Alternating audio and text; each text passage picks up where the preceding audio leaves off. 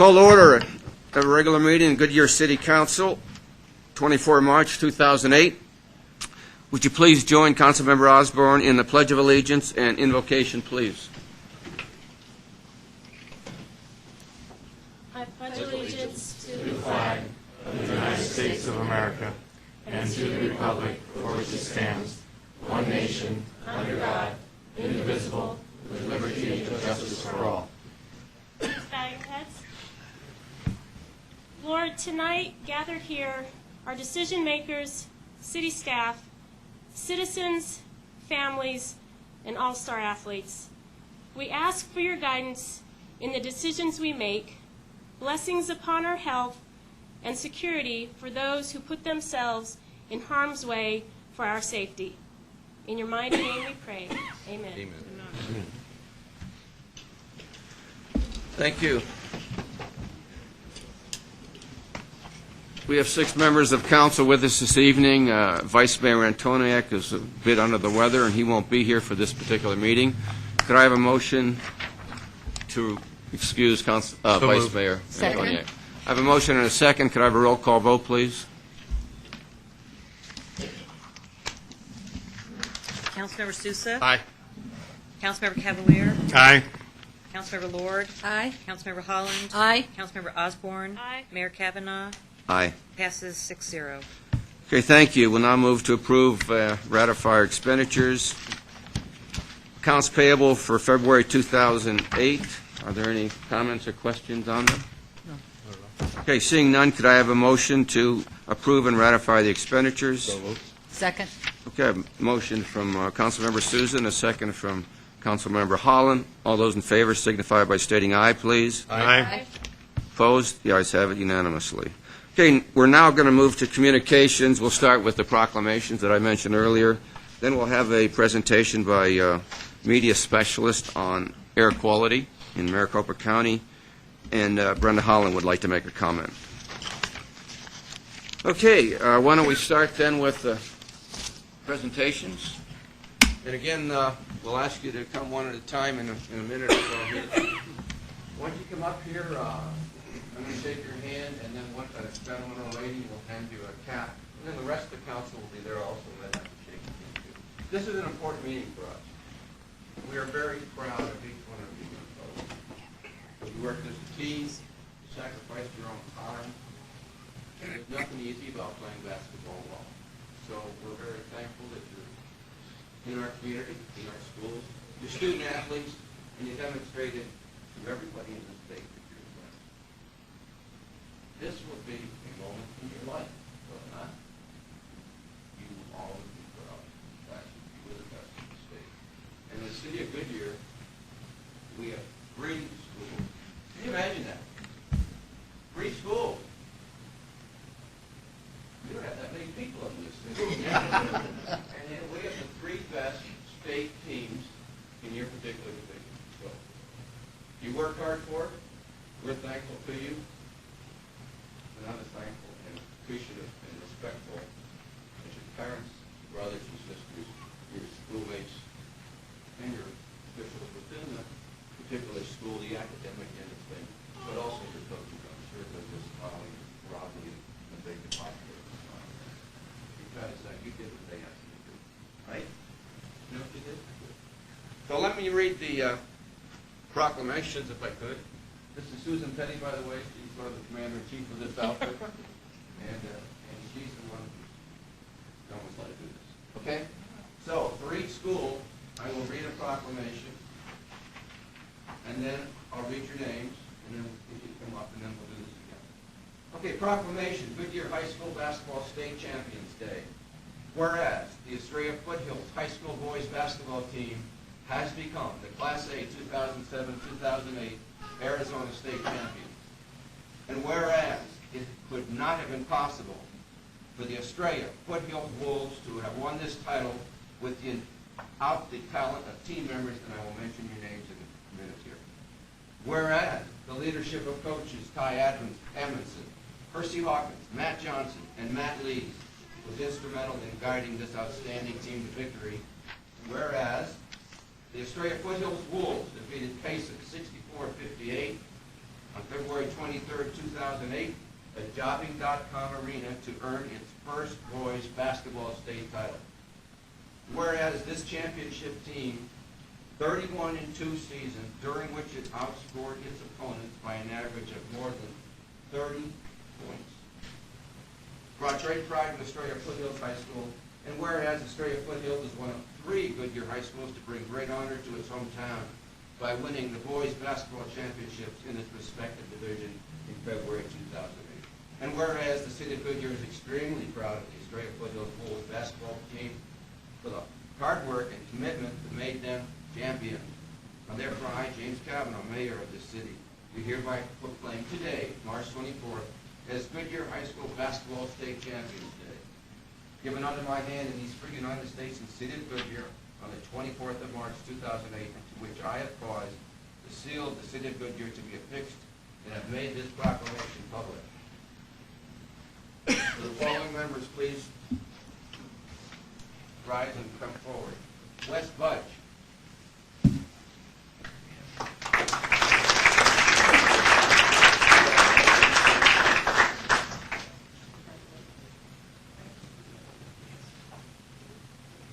Crockett Colbert.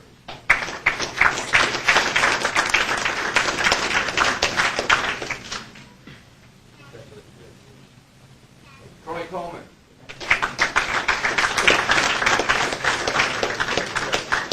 Big man up here for group sample.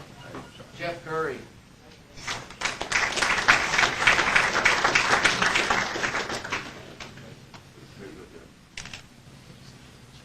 Chris Day. Sean Duncan.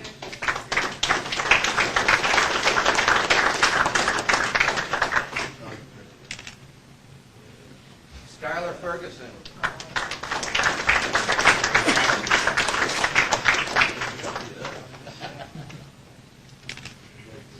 Brandon Hawkins.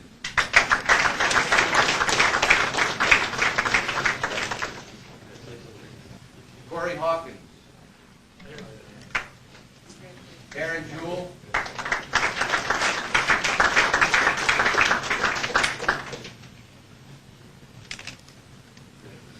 Edward Lee.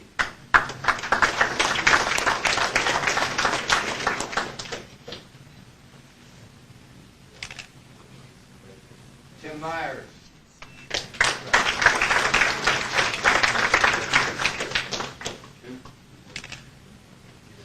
Ray, we met.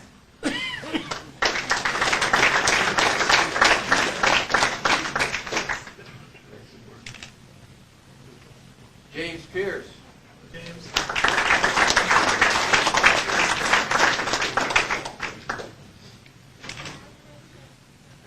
And the coaches, Ty Amundsen.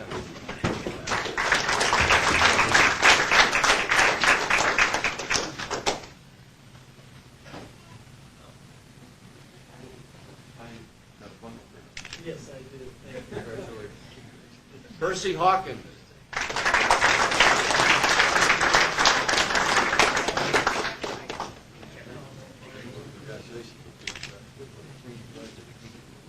Matt Johnson and Matt Lee. Okay.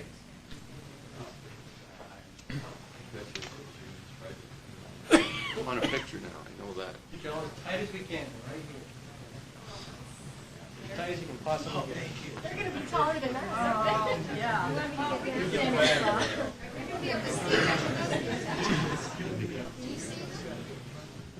Hi, everybody.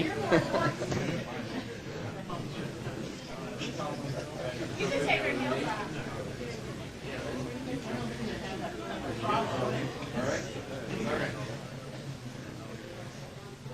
Okay, y'all ready? Take a couple of pictures.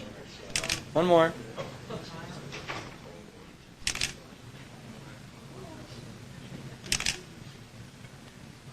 You okay? Okay. Congratulations, guys. Good job.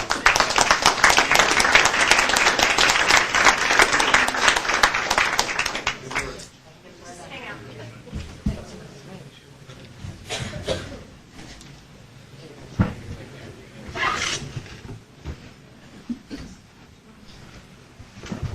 No, I don't.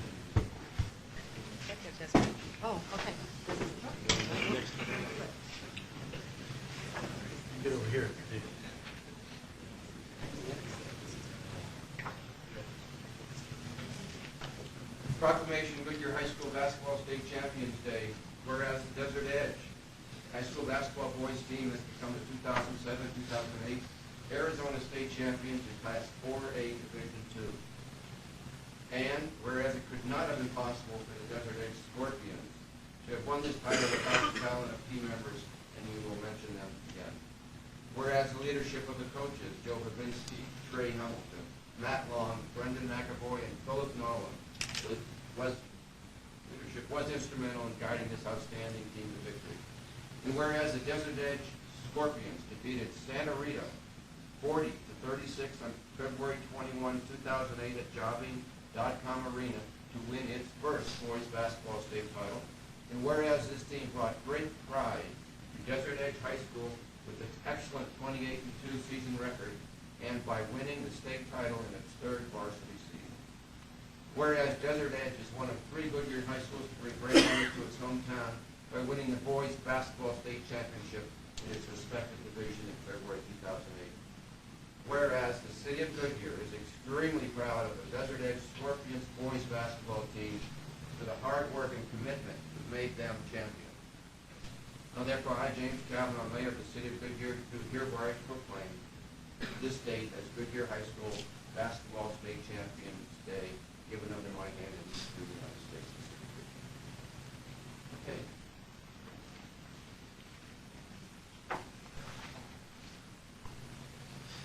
Adam Arcianega.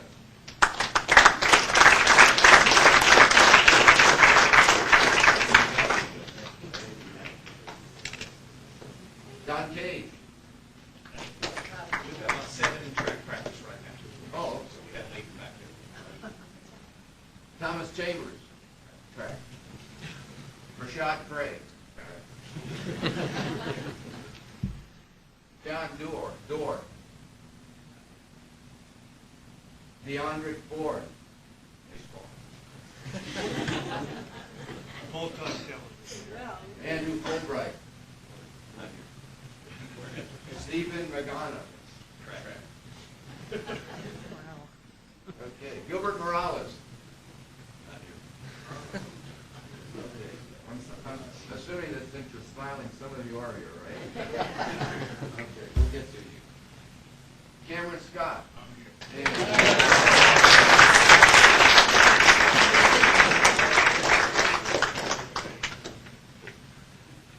Cameron's here to work. Evan Tippett. Mitchell Wise.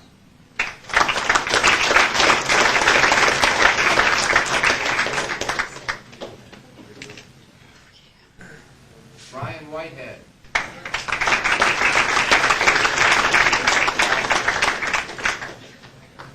good work. And then the coaches.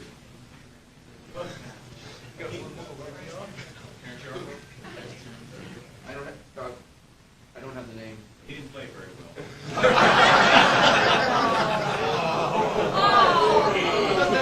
He's a starter. He's a starter. I don't have his name. Give me the name. Terrence Yarbrough. Terrence Yarbrough. Yay!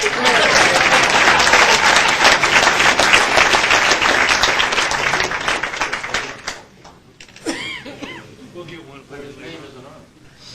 We'll get him later. Well, let's get it to him when it's right, all right? Thank you.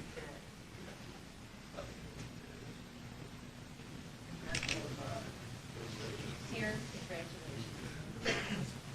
Okay, and our coaches, Joe Babinski.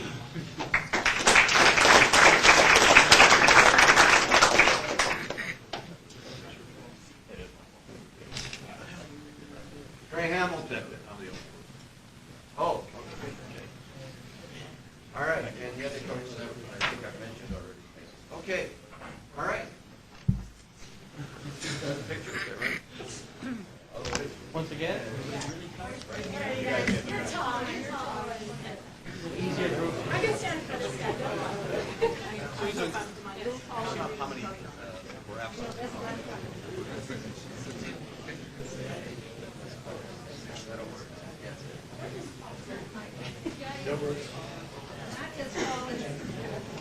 All right, we good? All right. So everybody's working out tonight, huh? Actually, I can't see. Right there, that's perfect, thank you. Everybody ready? A couple more. One more time. Thanks, everybody. Good, thank you very much.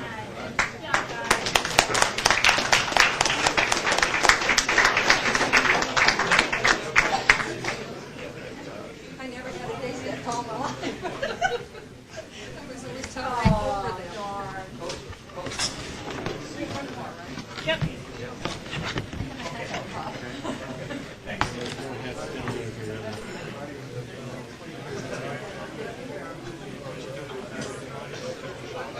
that all we have?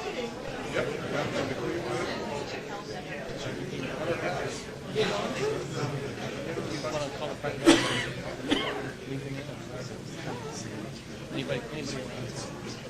We're gonna send after me there over here. Proclamation of your high school basketball state champions day. Whereas the Millennium High School boys basketball team has become the 2007-2008 Arizona State champions in the 4A1 division. And whereas it could not have been possible for the Millennium Tigers to have won this title without the talent of key members who I will mention. Whereas the leadership of coaches David Burke, Brian Fisk, Mike Lopez, and Alex Molina was instrumental in guiding this outstanding team to victory. And whereas the Millennium Tigers defeated the Agua Fria Owls 49-48 in overtime on February 23, 2008 at Jockey.com Arena to win its first boys basketball state title. And whereas the state championship brought great esteem to Millennium High School, which prides itself on its rigorous curriculum and exceptional opportunities in athletics. And whereas Millennium is one of 3 Goodyear high schools that bring great honor to its hometown by winning the boys basketball state championships in its respective division in February 2008. And whereas the city of Goodyear is extremely proud of the Millennium Tigers boys basketball team for the hard work and commitment that made them champions. Now therefore, I, James Kavanaugh, Mayor of the City of Goodyear, do hereby proclaim this date as Goodyear High School Basketball State Champions Day, given by hand to these 3 United States. Okay. Looks like Millennium has fewer track stars. Okay, that's Tyler Cargill. He's there. Right. Okay. Marcus Davis.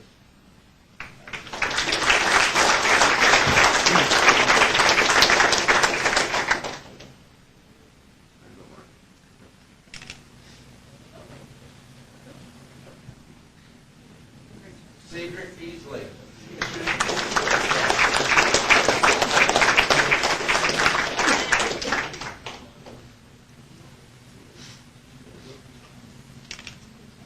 Carrot Felix.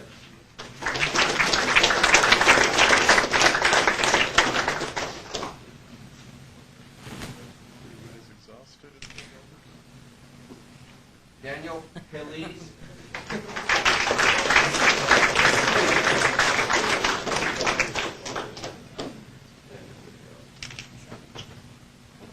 Anthony Lopez. Jeremy McDonald.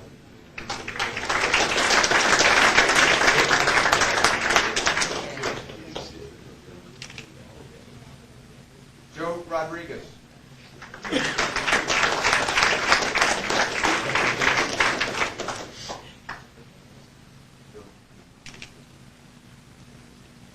Tyler Russell.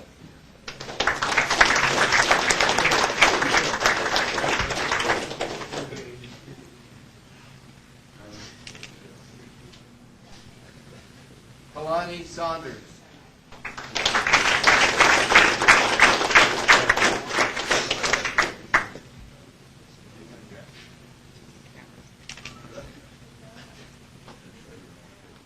Zach Shelshear.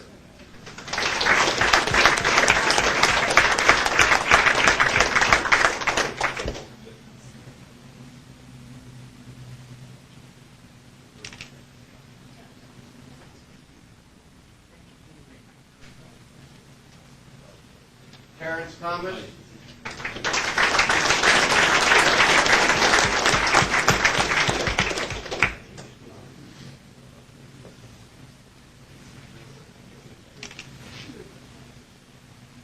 David Ubadikbo.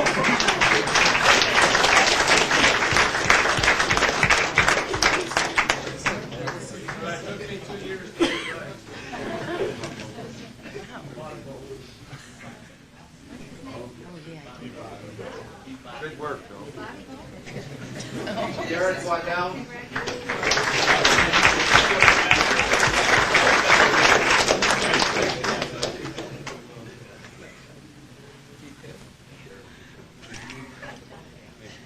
Trevor Wall.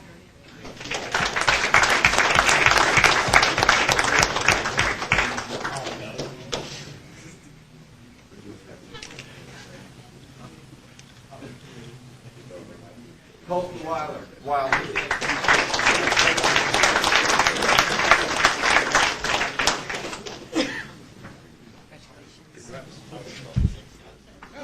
But you can. How was it playing in And the Germany? coaches. Was it fun?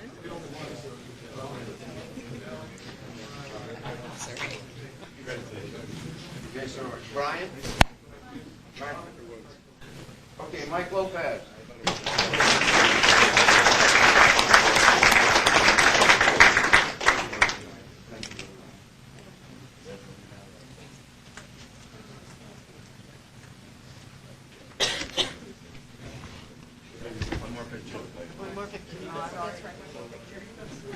One more time. Real time. Get the tallest guys in the back.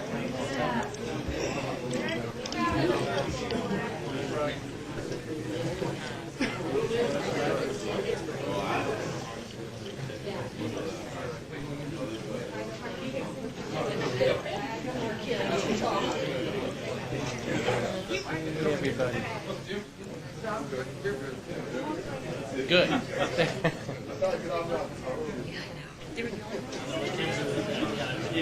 Perfect. Yeah, standing ship.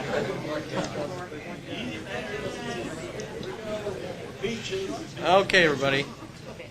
Look this way. Couple more.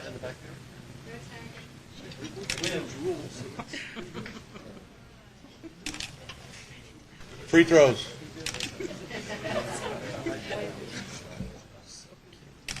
Thanks.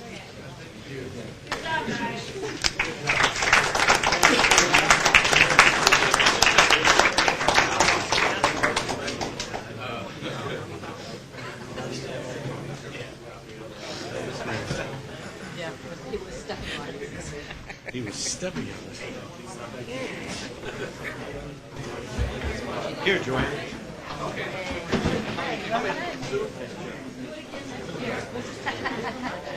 Can you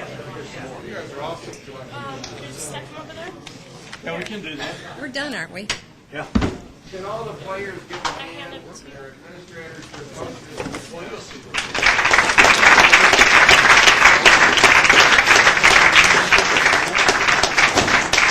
And lastly, we sincerely applaud your effort.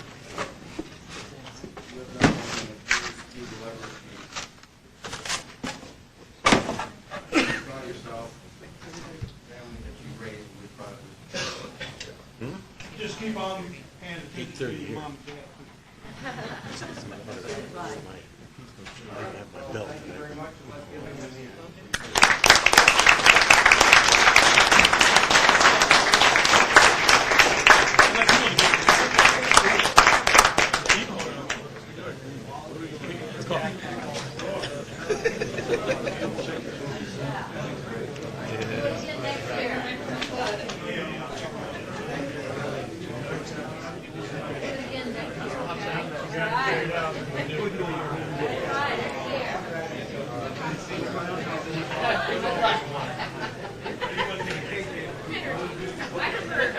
HCRC had chicken curry.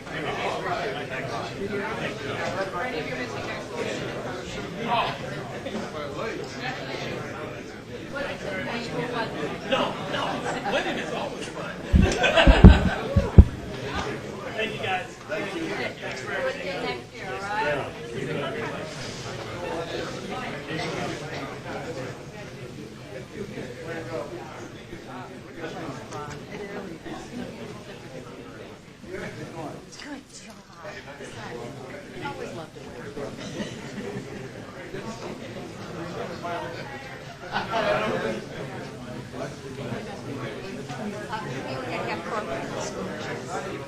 was in the 50s. Yeah. Is it cheerleading or swimming? They didn't have it. Sounds good. More encouraging than this one. Just lost my hand. But I made up for my girls were all conference, yes. That's wonderful. They never asked me or my girls to play basketball. I bet you were really fast though.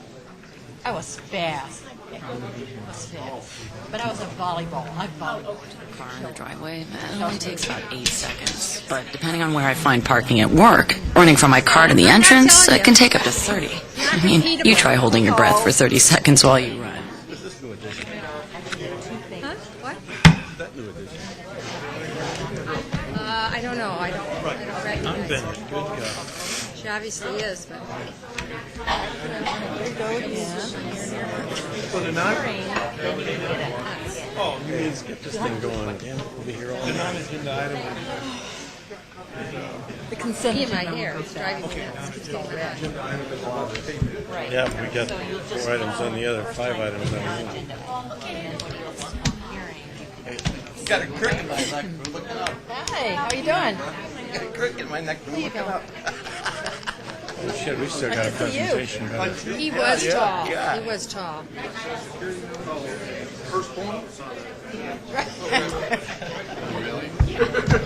Is that like firstborn? Especially,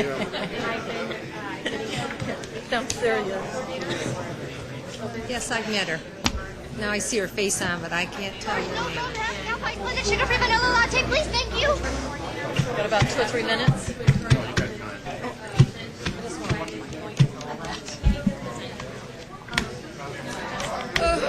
Here. About now or to go. Here's your PowerPoint clicker. Forward and back. thanks, dude. Maureen? Maureen? Maureen? Nice to see you, Bill. How you doing? We got more water? It's radio frequency. Should be radio frequency. They don't treat me well. They don't treat me well, I'm telling you. They don't show me any respect. Hey, let's go.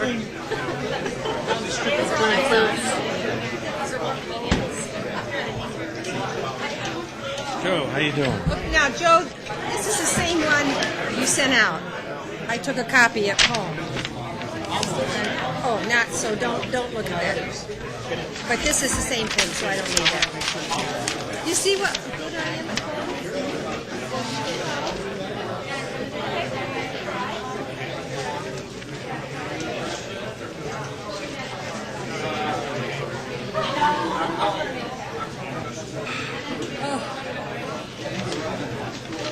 I am so upset I can't make this.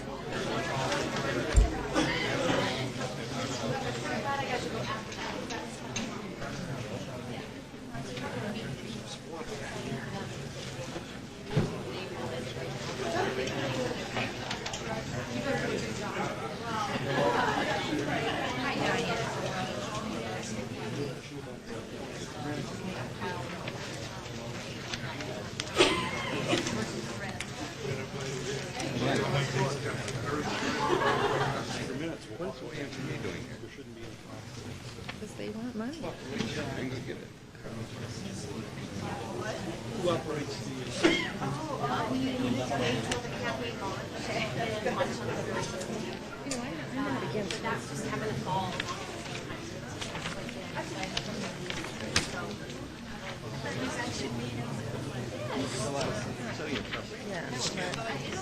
It was very nice, yes. I know. Even though some of them had their shirt tails out. I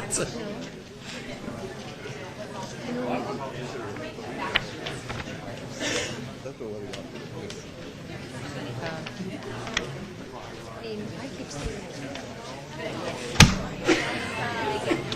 no, I know, but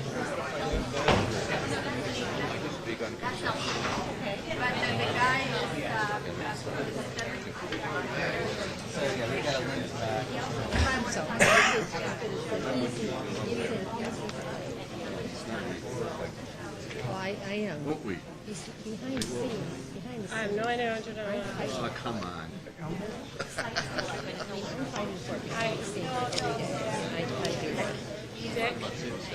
I know. You look like a monkey. To wash my hands after all that. Yeah, because all kinds of germs. Those cold germs. Around, you know? This is the, I think it's Don't number touch your one. face. this is the PM. Yeah, you can put it on here. Okay. See that? No, I don't get sick. I don't get sick. I don't get sick. PM. Try not to sneeze on it. Yeah, this is PM stuff. Okay, so that, right now that's I'll just wait till it comes up. Vitamins, and we can take them all. see, it's coming out there. I take vitamins. You should see the vitamins I take. In fact, did I take mine this morning? Yeah, I did. Have you been eating these, though, have you? Or those? I don't eat No those. jelly beans? I've been eating my vitamins. I take 30 pills every morning. To my face. It's good, though. I believe in that. You know, yoga person. Lots of vitamins. Healthy eating. Just, Pills. Exercise. I'll be going looking Vitamins. or something. Good for you. Okay, let's get Okay, we'll this. move to our second item on communications, and that's a presentation by Aaron Bruno. And where's my glasses? Right there. No, Oh dear. Are they on this table? You were over I here. don't know. I Are can they read. right here? Let me get it far Here away. they I are. can read it. Oh, Here they are. Oh, Right there. here. Be here. Brenda Here. found them. Oh, thank you. Along with this. Okay. All right, second item on the agenda is presentation by Aaron Bruno, Media Specialist with the Maricopa County Air Quality Department. Aaron? And Mario will introduce. Good evening, Mayor and Council. Last month, the Maricopa County Department of Air Quality launched a advertising campaign aimed at improving the valley's air quality. And tonight I'd like to introduce Aaron Bruno, who's a media specialist from the Department of Air Quality. Speaker on? It's just, we're not hearing it really well. That's Is that better? That's better. Okay. I'd like to introduce Erin Bruno from the Maricopa County Department of Air Quality. She's a media specialist, and she's here tonight to present the goals and objectives of the county's new campaign, Running Out of Air. That's who she is. Mayor, City Council members, and members of the community, thank you very much for having me here tonight. As Mario said, my name is Aaron Bruno. I am the media specialist with the Maricopa County Air Quality Department, and I am here tonight on behalf of the Maricopa County Board of Supervisors to talk to you about our clean air campaign called Running Out of Air. Why do we do this? If you take a look at that picture, it gives you a very good reason as to why we're doing this. This picture was taken on December 31st, 2006, so right after the holidays. And the haze that you see blanketing over the valley is actually a direct result of wood burning. So this is a picture to blatantly show us that our behaviors and our actions do actually affect the air that we all have to breathe. And a lot of people think, you know, out of sight, out of mind. If we don't see it, then it's not a big enough problem. But we do have a dust control problem in Maricopa County, and so that's why I'm here. Here's some statistics to show you. These are the latest statistics available from the Arizona Department of Health Services. In 2006, the average hospital stay for residents in Arizona with asthma was 3.2 days. In 2006, the number of residents visiting emergency rooms for asthma-related issues, over 22,000. That's astounding. So what happens if we don't clean up our air? We have a potential loss of $7 billion in highway funds. What Maricopa County has done is come up with a message, Running Out of Air. And this message is to help let citizens know that we do have a dust control problem and to tell people what we can do to fix it. We launched Running Out of Air on February 13th, 2008, so not so long ago, at the Maricopa County Emergency Operations Center, hosted by the Maricopa County Board of Supervisors. Something exciting that we have, if you look at the picture, there's a gentleman dressed in all black. This is what we call the street team. These are individuals that wear all black clothes and they have a backpack on their backs. And in that backpack, they actually have a wireless computer system, and they have a great big monitor that goes above their heads. And on that monitor, they can display the runningoutafair.com website. So that's very exciting. And we're able to use the street team to go out into the community, into the public, and talk to people, and they can visually see the website right then and there. The components of the campaign, we have television ads. Can I ask if anyone here has seen the TV ad? Not yet, you will soon. We also have radio advertisements in English and in Spanish. We had print advertisements. We have a website for the campaign. We have media outreach. We've had lots of articles put out about running out of air. Community outreach, for example. And then partnerships. I'll talk to you a little bit more about that momentarily. Right now, I'm going to play the 30-second English television spot for running out of air.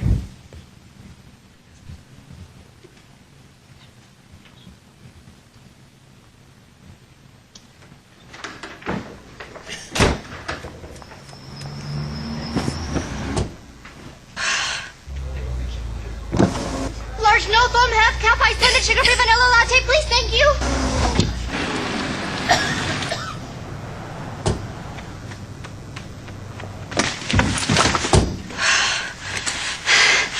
Maricopa County faces a crisis with air pollution. Visit runningoutafair.com before it's too late.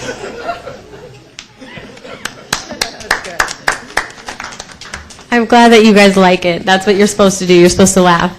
And I am especially happy that you guys got the AV system up and running, because otherwise I agreed to act that out for all of you. Believe it or not, I can't actually give the coffee order. I watched that tape several times that day. I have it memorized. But the point is that we have a problem. And so we've taken a message, a very serious message, and we've given a comical twist to it. And the reason that we've done that is because that comical twist allows people to take a look at that and go, gosh, what was that about? What was that woman doing, holding her breath, running down the street? And then they might watch that commercial again and go, oh, I get it. That's a clean air message. And it might be a water cooler discussion. And so if you've seen it, you might have a neighbor or a coworker or a friend that has seen it. And then the topic actually spreads, so that not just one person knows that there's a dust pollution problem, but many people know. The message is talking about we're running out of clean air. So we've just put a little comical twist, and the ad agency we've used to help develop that is the same agency that developed tumor-causing, teeth-staining, smelly, puking habit, for those that remember that. That's one that sticks in your mind, so that's the exact reason that we wanted an edgy message to go out there and let people know about dust pollution. This is the 30-second English radio spot, so there's not going to be any visual, just sound.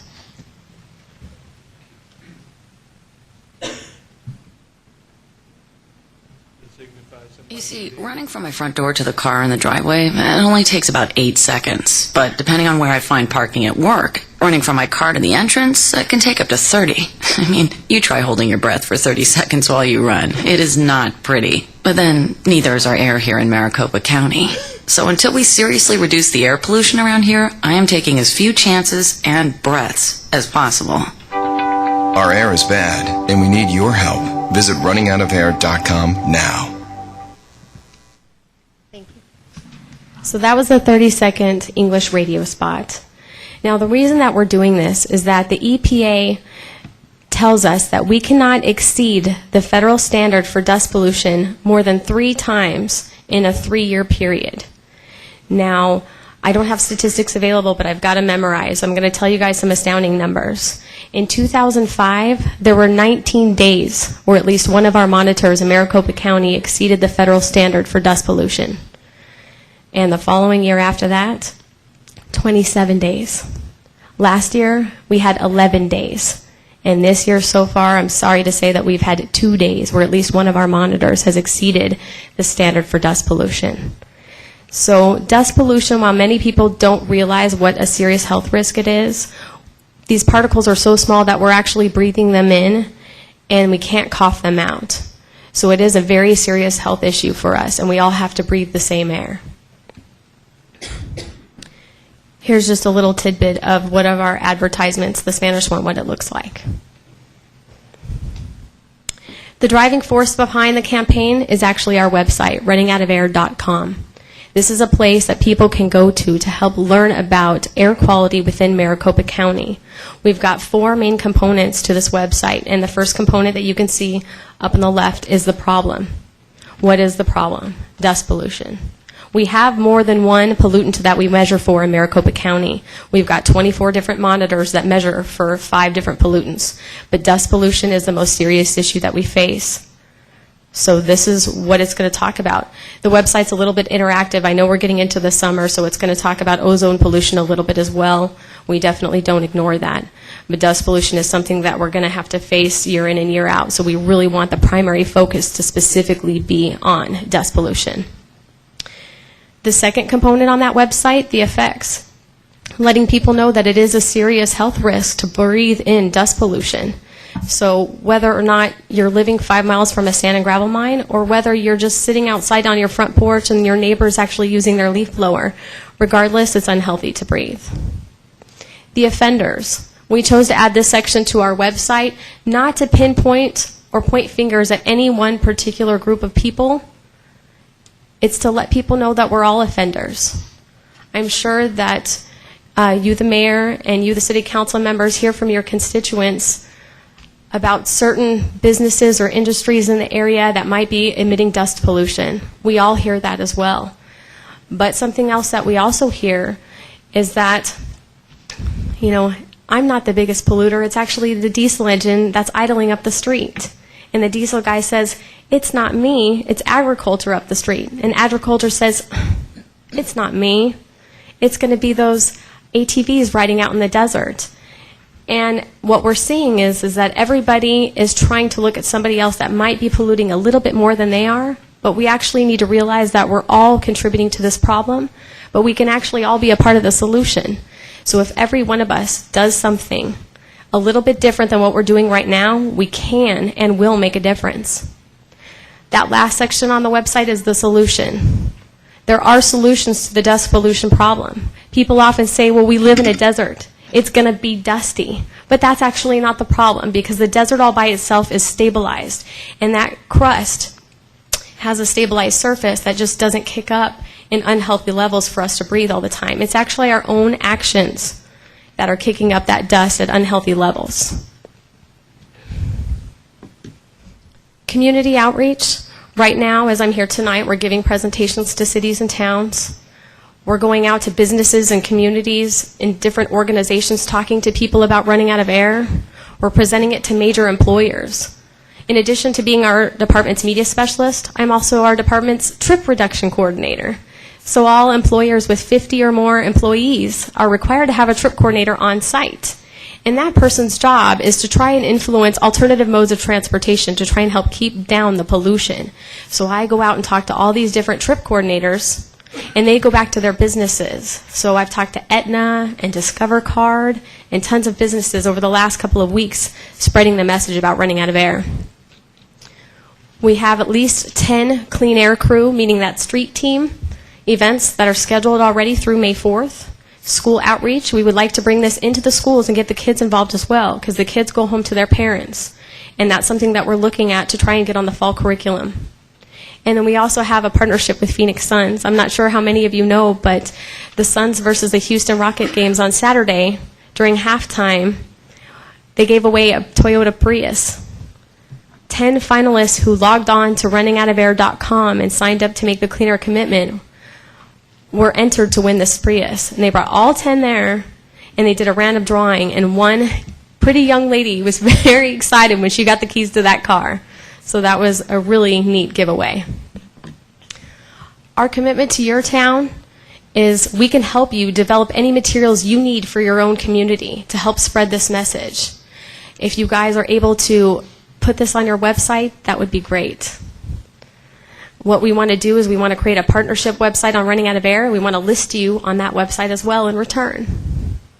We're able to give you any presentation materials that you need when talking to businesses or constituents in your community. Any newsletters or information that you send out to residents in the area, we can provide the language if you want to put a little snippet in there about running out of air. Or any emails that you just want to send out to the residents or constituents as well. We can simply give you the language and you just hit the send button. You guys are already responsible for doing some environmental efforts. You guys have signed the mayor's climate protection. You guys have the recycling program. We would love for this to be in addition to the things that you guys are already doing and focusing on in your community. How you guys can help? We would love it for each and every one of you to log on to runningoutafair.com and make the clean air commitment. What that means is you are giving a vow to make a commitment to do things a little bit different than what you're doing right now. And it'll tell you what those things are. It gives you a couple tidbits. For example, you might trip link or combine all your errands into one solid trip so that you're not leaving your house 3 or 4 different times throughout the day. Because every time you start up that cold engine, you're emitting more pollution in the air. Or whether you put down that leaf blower and use a rake or a broom instead. These are some of the things that you could commit to doing, so that'll help clean up our air. Be a Running Out of Air ambassador in Goodyear. Helping spread the message is just simple ways that we can work together with you and become partners in this. Thank you very much for having me tonight. I'm willing to take any questions that you guys might have. Are there any questions? I just have one. Councilmember Holland? I wanted to ask about the Valley Fever, and if you guys are also keeping track of the Valley Fever medical information. Mr. Mayor, Ms. Councilmember, may I respond? Yes. Our department specifically, we don't track health-related statistics, but we have local agencies that do. So the Department of Health Services, or Maricopa County Public Health, or even the Arizona Lung Association, they keep track of that. And we've actually seen studies, not just locally but nationwide, in the New England Journal of Medicine. They're taking a look at valley fever and how its relation to pollution or even dust pollution might be correlated. So these are very new studies because we've been trying to prove this for a long time, and it's coming out now that the two actually are believed to be correlated. Okay, thank you. Thank you. Hey, thank you. What impact does fireplace burning have on this situation? Fireplace burning is just as bit as dangerous as any other type of pollution that's going out there. When people are using their wood-burning fireplace, whether it's on a regular day or a high-pollution advisory day, that's emitting smoke into the air, and those are what we call fine particulates. So we have coarse particulates, which are the thicker ones, maybe from cars or from tractors kicking up or from construction sites. And then we have fine particulates that come from wood burning, and those are even smaller in size and also get trapped in our lungs. So they're just every bit as dangerous. So when you're sitting in front of that fireplace, it does feel nice and cozy, but you're breathing that in. So that's a direct impact on you and or your neighbors in the area. Okay, count on us as a partner. We would love to. And Absolutely. Certainly do that. And I think Mario is your connection to the staff. Wonderful. Is that right? In a good faith effort for you to log on and make the clean air commitment, I brought T-shirts for everybody here today, the council members. Okay. So I guessed on sizes, but you all have a white T-shirt that says runningoutafair.com on the front and make the clean air commitment on the back, and we would love it if you would wear that. So thank you very much. I'll make sure that you guys get one. Okay. Thank you very much. Thank you. Very good presentation. Councilmember Holland? Thank you, Mayor. I was hoping that the fire chief would be in here. If he's in here, is he right in there? Oh, great, thanks.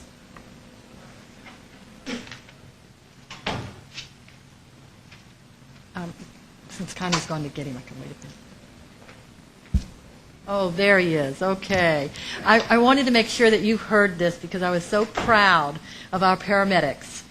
Saturday morning, about 5 o'clock in the morning, I finally had enough of some very severe abdominal pains, and my husband called 911, and out they come, fire station number 183. Those are my guys. And so I just wanted to make sure that you knew that they came in, they were very professional. I mean, I got hooked up to IVs, I got all my vital signs taken, they were under control, and the next thing you know, I'm on the gurney and I'm going out. So I just wanted to say how proud I was of the fact that they were so professional. And Jesse Jones was a part of that, and he knew who I was. I didn't tell anybody else, but he knew. And so, he kind of held my hand, made sure that I was like doing okay, and the guys were there with me. But that was Captain Ed Paul and Jesse, Neil Roberts, Gilberto Aguera, and thanks to Lisa for getting all the names, first and last names for me. And I just wanted to say how proud I am of those guys, and they can come out to my house anytime. Thank you, Mayor. Thank you. Without a statement. Yes. Okay, now an opportunity for citizens to comment on any subject which is not on this evening's agenda. Mayor, I have 3 speaker cards. Okay. The first one is James Earl Bates. Non-agenda? Non-agenda. Yeah, and I would preface these with, we'd like you to limit your comments to 3 minutes if possible, please. Okay. I don't know how to operate this. Mayor, Civic Council, and fellow residents, I personally am what I consider a law-abiding individual in most cases. Not going to kill anybody and try to get away with it. But I found that I purchased an RV, like probably a lot of people have. And I also have heard the old adage that ignorance of the law is not a fact. But just knowing that there's RVs throughout Goodyear, and I purchased one, and I bought it into my residential area late on a Friday evening, came out Saturday morning, and I have $400 worth of tickets attached to the cab of my tractor, of the RV hauler, and to the RV itself. Upon receiving those, I went down and spoke with the police department, and I found out that in fact, a normal pickup, which is over 4,000 pounds, with an RV, parked in the residential area, to load up to go to the weekend or to come back from a weekend, is considered a commercial vehicle. Now, I found it a little astounding because my neighbor across the street has this 45-foot bus with double slide outs, and then I come along with my tractor trailer type RV and end up with tickets. And what I found in researching the article and with the Goodyear Police Department is that individuals themselves are, unbeknownst as to the type of vehicle. The bottom one there, that's me. That's the trailer, a 38-foot. That's the tractor, single tandem. What I've been trying to distinguish and what I found out was everybody knows that all the semis with the double axles trailers, commercially used, park in all the Walgreens, Walmarts, and Safeway parking lots. But everybody also knows that the pickup trucks, that we have the pickup trucks and we have the RVs like we have here, are commonly used, and that's even another type. But I don't think a lot of people know that this is a commercial vehicle, that is considered a commercial vehicle, and that we're, depending on the police officer coming out there, you can end up with $400 worth of tickets. And I personally think that we need to recognize the fact that we do have RVs. All of us can't afford various sizes here. And that we need to make something a little bit clearer in definition as to what's an RV, what it hauls, commercial versus non-commercial uses of the same type vehicles, because they're not just the bus and they're not just the pickup truck. Thank you very much. Can I ask if the police department could respond to that later and prepare a report for the council?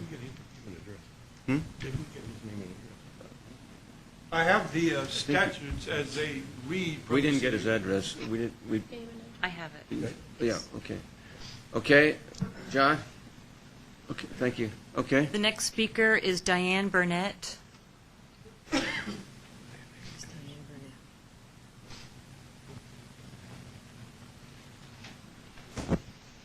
Diane Burnett, 16577 West Monroe Street, Goodyear. Mayor, Council, I don't have any specific issue tonight other than the tax dollars that are being spent by the City Council and the wisdom of those expenditures. I know that everyone's quite happy with the prospect of the ball stadium and the Indians coming, and now you're seeking out the Reds. And some kind of secret negotiation. But I do believe if this is going to be taxpayer funded, that this needs to be put before the taxpayers and approved. At a time when we have a $20 million shortfall, and we're going to spend I don't know, are we going to spend $33 million of the taxpayers' money? We still live in Central Phoenix. We still have no park. We're doing hundreds of thousands of dollars of second phase in the Foothills Park. We have nothing in Central Phoenix for our children or grandchildren. I'm sorry, my voice is bad. And I think that this is a moral and an ethical issue for Central Goodyear. We continue to be left out of the loop on everything. Everything west of Estrella Parkway is simply a wash.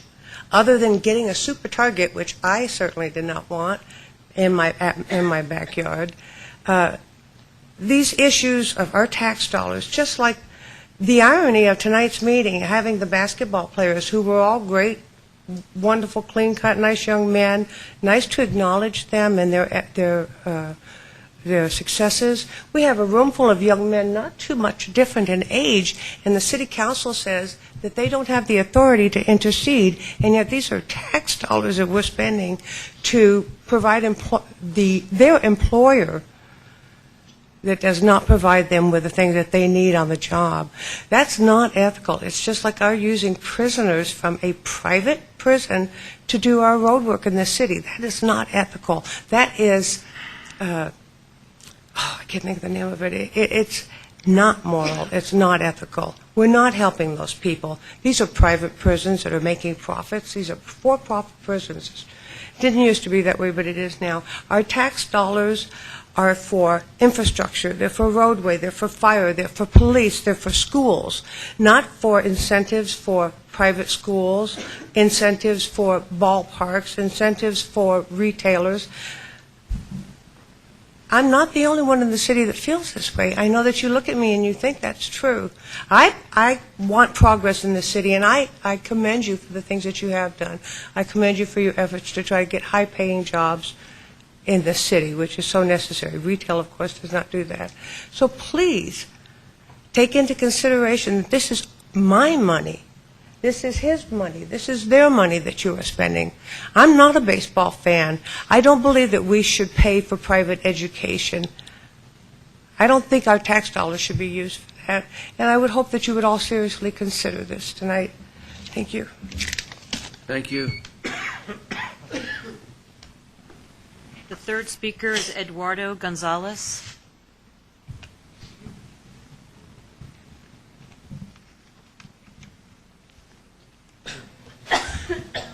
Good evening. My name is Eduardo Gonzalez. I'm a construction worker. I'm here to translate it here for him too. You guys probably remember me. I was in the meeting before. Like I said, my name is Eduardo Gonzalez. I'm a construction worker. I work for Great Western Erectors. I was working for the spring training stadium for the Cincinnati Reds. And like I said before, that was one of the job sites where there was no water and dangerous the working situations. And we're here because last time I was in one of these meetings, I asked you guys for your help so you guys could get us in a meeting with the Great Western Erectors to handle these problems, and we haven't had any response. So we're here to see what's going on and see when it's going to happen. Thank you. Good evening. I'm going to try in English. I have been, my name is Felipe Hernandez, and I have been working installing river from the 1999. I was working in the Chase Field Stadium in downtown Phoenix. Also, I was working in the stadiums in Glendale. And for me, it was very exciting to see the city recognizing the efforts of these young guys. But, you know, I was asking me myself when the city or the people who has the power to change the life of people gonna recognize the effort that we do to build those stadiums. We know, you know, we have families and we work because we must work, not because we are, we must to support those families. Sometimes we are making 400 or 500 a week. And if we want health insurance for our son, in Great Western we must to pay over 100 a week.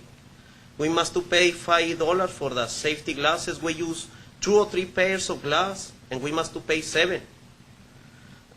But that's not the priority. Sometimes we are fighting for the water. You cannot believe that somebody can be in the stadiums working without water, but when you ask to Great Western for water, they say, no, you can ask to the carpenters, because always there is water in the job sites, but not with Great Western. Barton Malo, Baker Concrete, they have water, and sometimes you must be fighting for that water with them. So that just, we think the city has moral responsibility to make sure how the subcontractors are treating us, because we work there because we don't have other choices. Great Western has the 90% of the work, and we have been working in this trade for years. So even though we work for other companies, sooner or later we must to go back to them. Yes, we are here to let you know. And thanks for... Okay, thank you. We did respond to your comments last time you spoke to us. Mr. Dalkey, you want to... Mr. Mayor, members of the council, I'd actually ask Raul Varela, Director of Engineering, to respond, as he was the point person to work closely with them on a response. Thank you.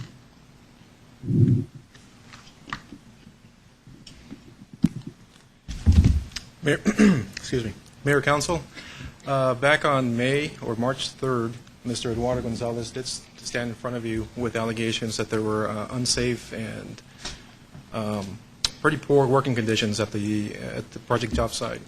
We did inform Barton Mello of these allegations, and we asked Barton Mello to address these issues with Great Western and with the workers. They submitted a letter to the city, which I transmitted over to you with my response as well. And in summary, they found no evidence of any poor working conditions. Water was provided. There is a safety plan that's being implemented by Barton Mello and by Great Western at the project site. We also asked our inspectors to go out there and do periodic checks, and again, they supported Barton Mello's findings.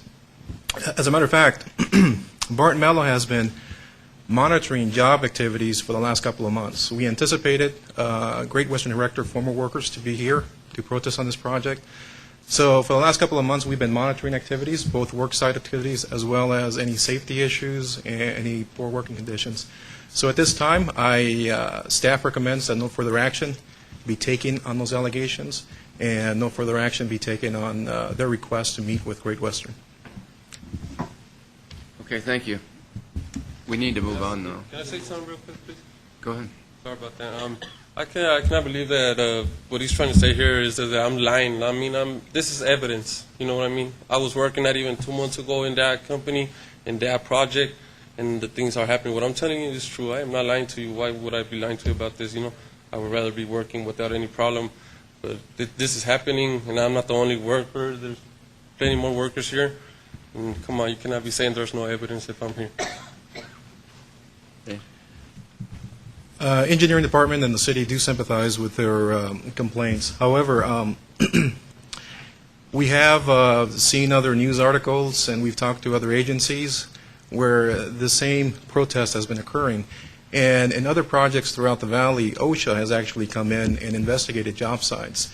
And OSHA has found, again, no issues with poor conditions or unsafe conditions. So at this point, I'll reiterate my recommendation to the gentleman to proceed with any complaints and take those to the Labor Board or with OSHA at this time. It's a very good recommendation. Thank you. No more. Okay, thank you. Now we'll move to consent, and we'll ask the city clerk to read consent items A through G by title only, please. Item A, approve draft minutes of the special meeting, a work session, and a regular meeting held on February 25th, 2008.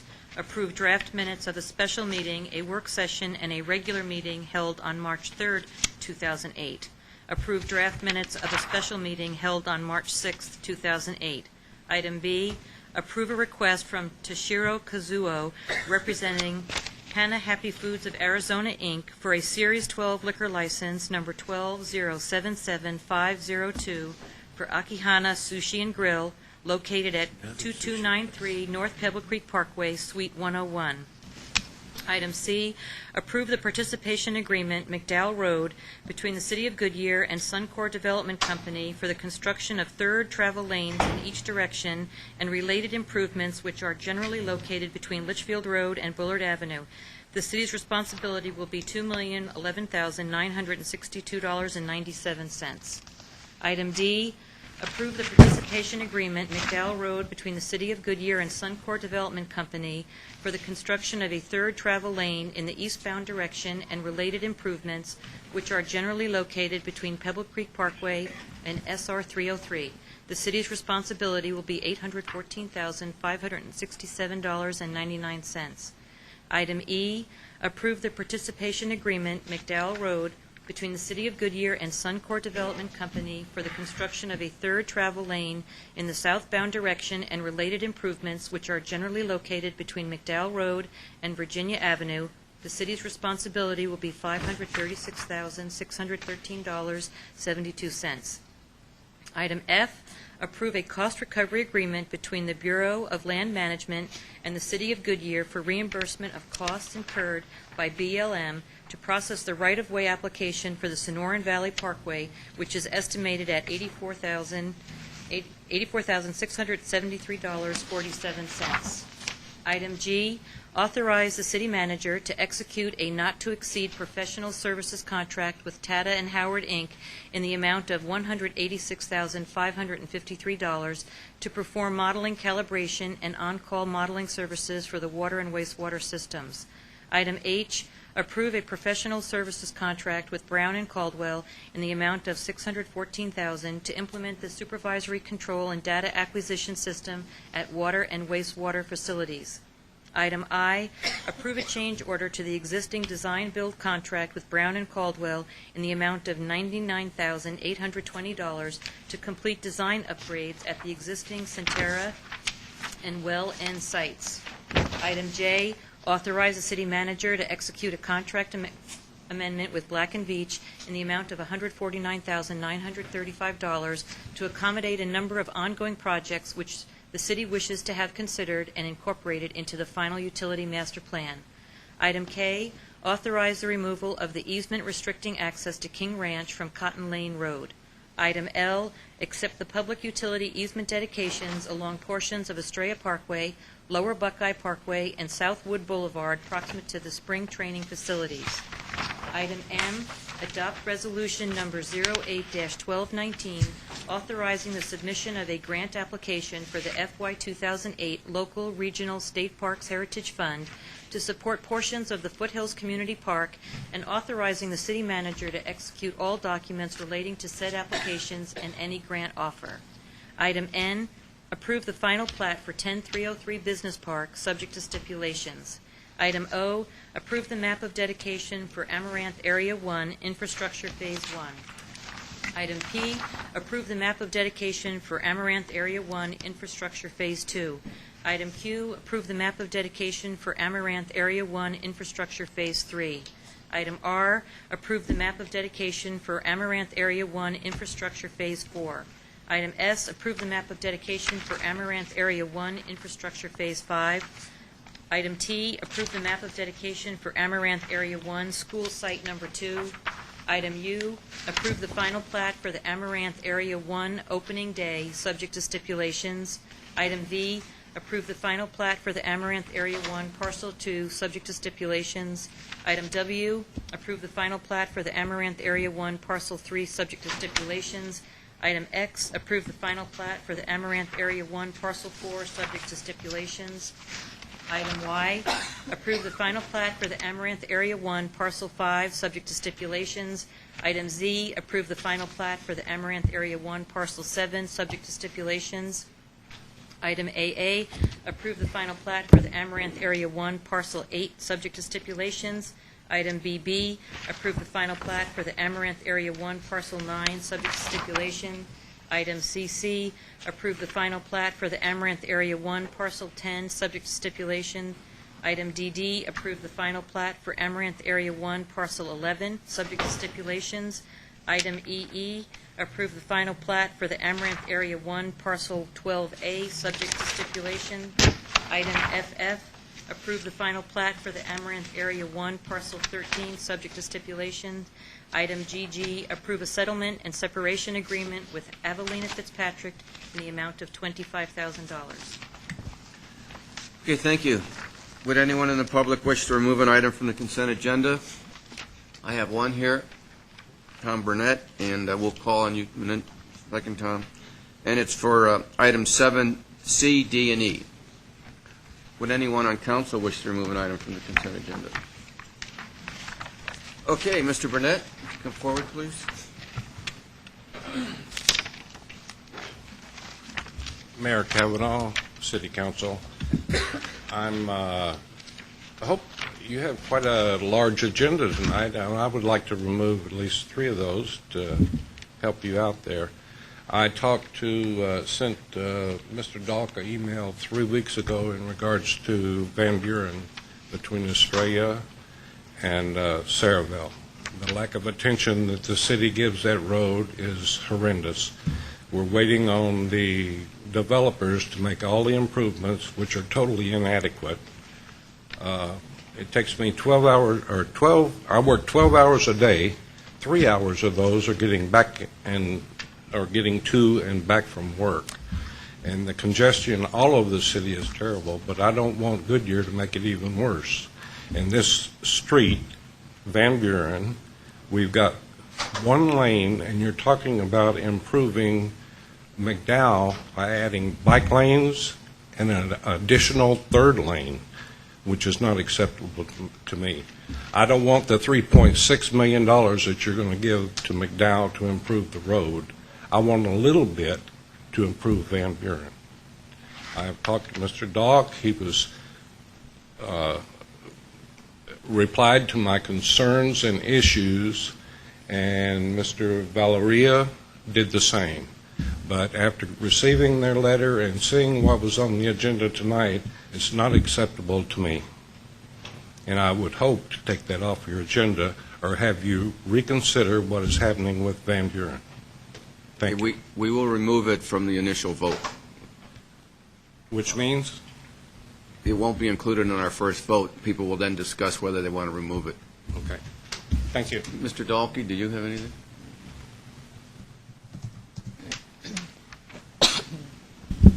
Mr. Mayor, members of the council, I do appreciate Mr. Burnett's comments. We did respond back on the issue as it related to the construction on Van Buren, when we might be able to do some widening projects there relative to McDowell Road. Mr. Varela, Director of Engineering, provided most of the detail behind that, so he can address those. I've asked him to address comments specifically if you want to get into those details. You know, why don't we move on the other consent items first? Rolf, just hang around. We'll be right to you. Does anyone on council wish to remove any other items from the consent agenda? I'm removing 7D and E, C, D, and E for further discussion. Okay, could I have a motion, please, to approve consent A through GG, excluding 7C, D, and E? So moved. Said it well. I have a motion from Councilmember Lord and a second from Councilmember Souza. Could I have a roll call vote?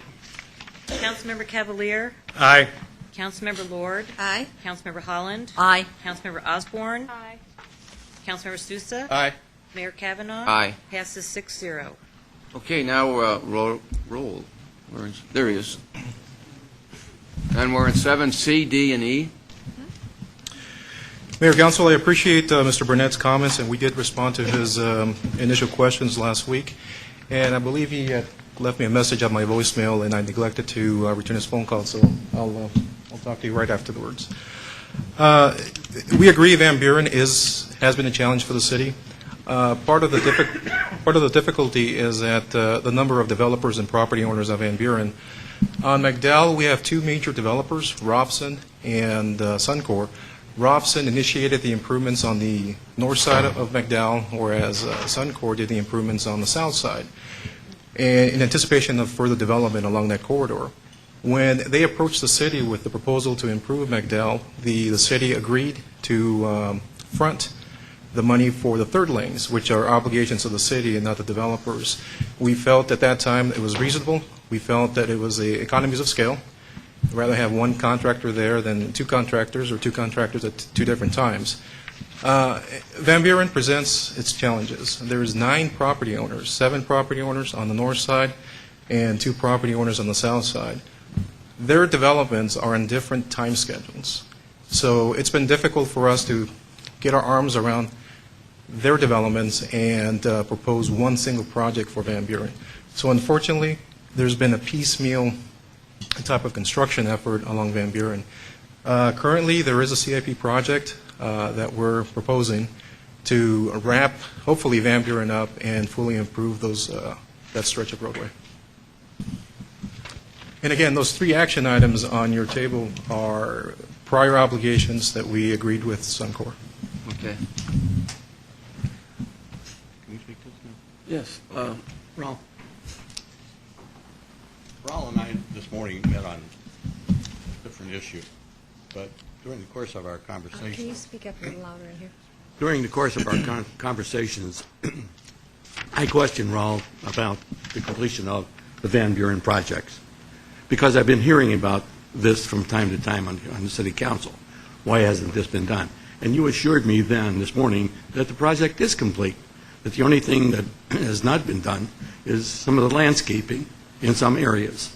And you did identify them as being beyond the scope of this project, beyond the scope of where we're going to address these problems that are being discussed here this evening at a later date. Is that correct? Councilmember Souza, Mayor, the project that I was referring to, there must have been some miscommunication, is the recently completed Van Buren project between Litchfield Road and Estrella. That project has been completed. There is no current CIP project west of Estrella. Well, is this what you were talking about, sir? Yes, he was talking about the west side of Estrella. Yes, sir, if I can. My concern is that we have one lane on Van Buren in the morning. The traffic can be backed up from Estrella Parkway all the way to 157th Avenue with that one lane. Van Buren goes in and out, in all kind of bottlenecks, all kinds. And the other morning we had to wait because somebody was trying to ride their bicycle down that one lane portion that developers had done and put a curb there. He was doing a balancing act trying to stay on that little portion of curb and out of the street. But nobody wanted a chance running over him, so everybody just backed up behind him, and we waited and waited and waited. It's that one area, and that the developer did not do a good job. The road is uneven. There's all kind of bumps and humps, and it's ridiculous. That's my concern. It took between Estrella and Litchfield Park a year to get that done.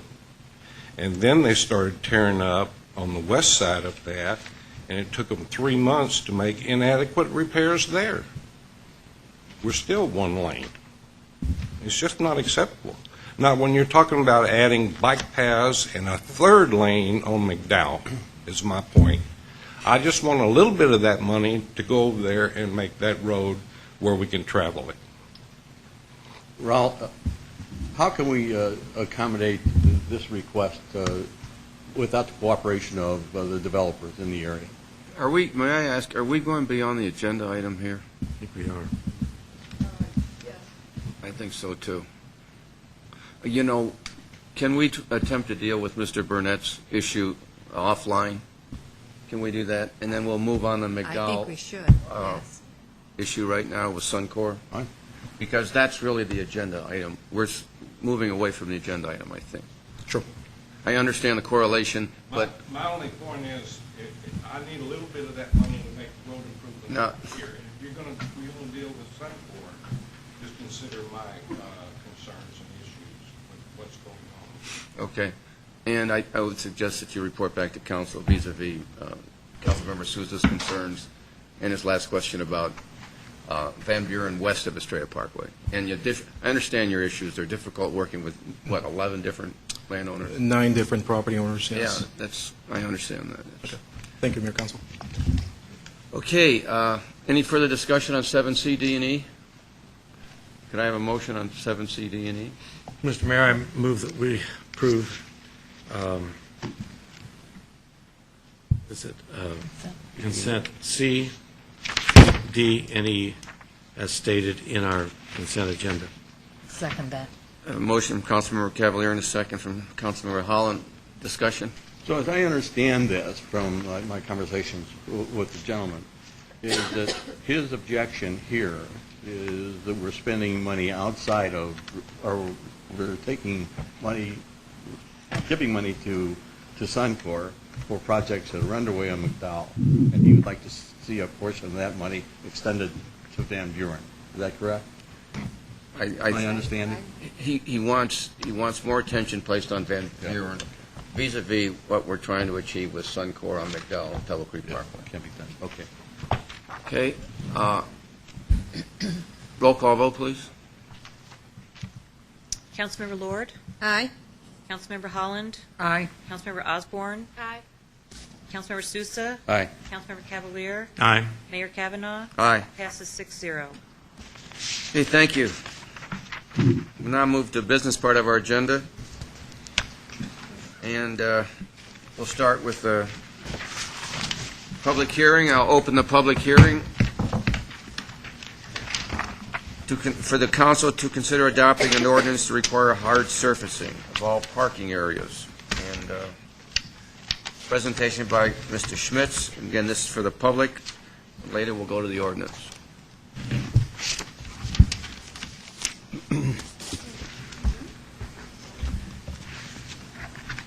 Good evening, Mayor and council members. This is a proposed ordinance tonight to address certain portions of the zoning ordinance regarding requiring hard surfacing of parking areas to conform to requirements that were mandated to the city essentially by Senate Bill 1552 by the Arizona State Legislature last year. The ordinance itself basically tries to accomplish about 5 things. It closes a loophole to require all parking areas to be paved, not just the minimum number of required spaces, so any area that's being used for parking or maneuvering would also have to be paved. It requires existing businesses and certain residential uses that are not paved to come into compliance by October 1st of 2008.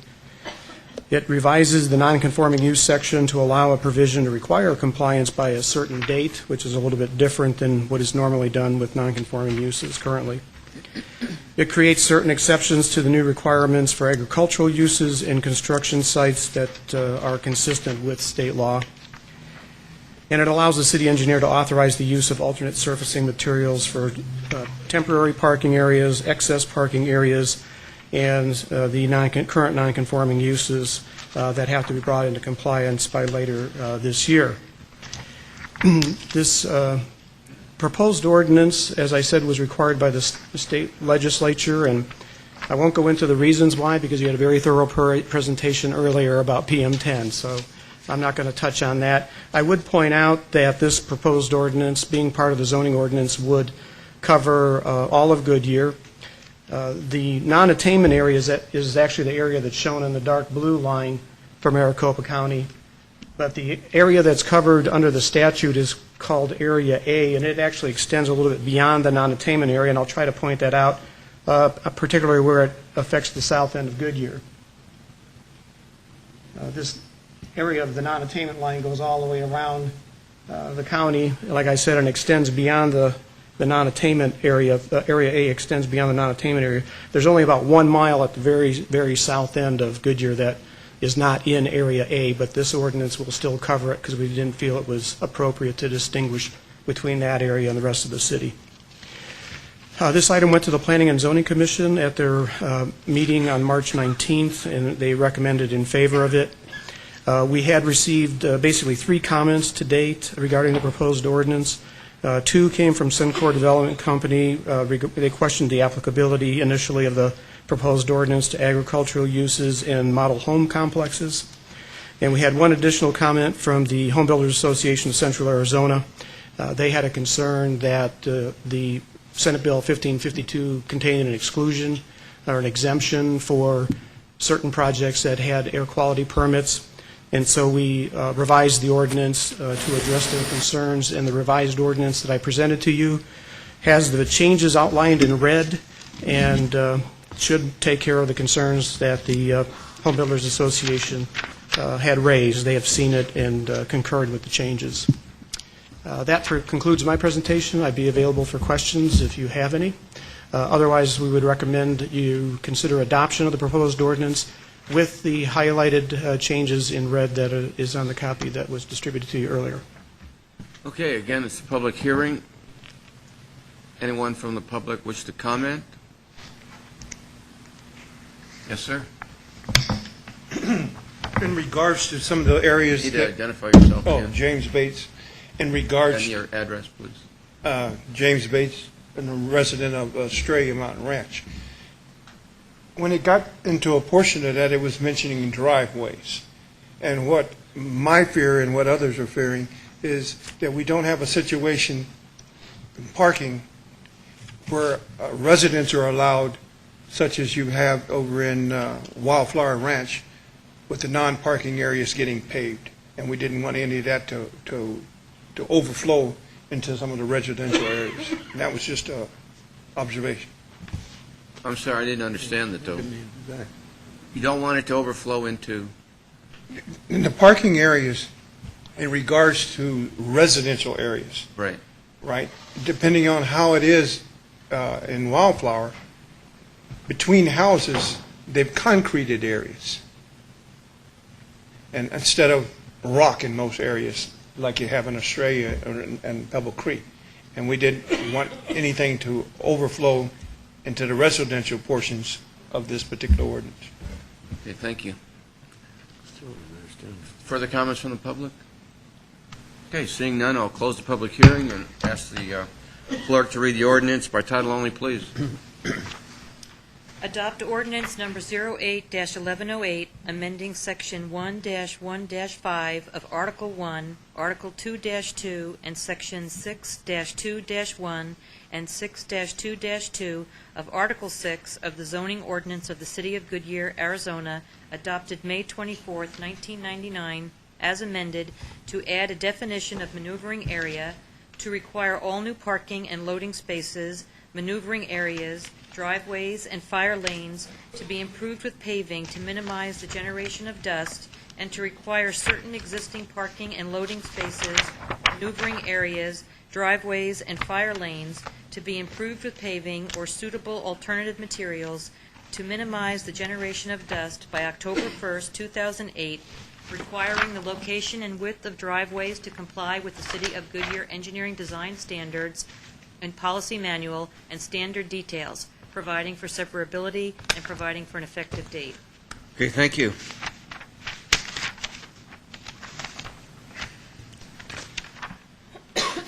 Could I have a motion to adopt the ordinance as amended, please? So moved. I have a motion from Councilmember Souza and a second from Councilmember Cavalier. Open for discussion. I have a couple questions. Joe?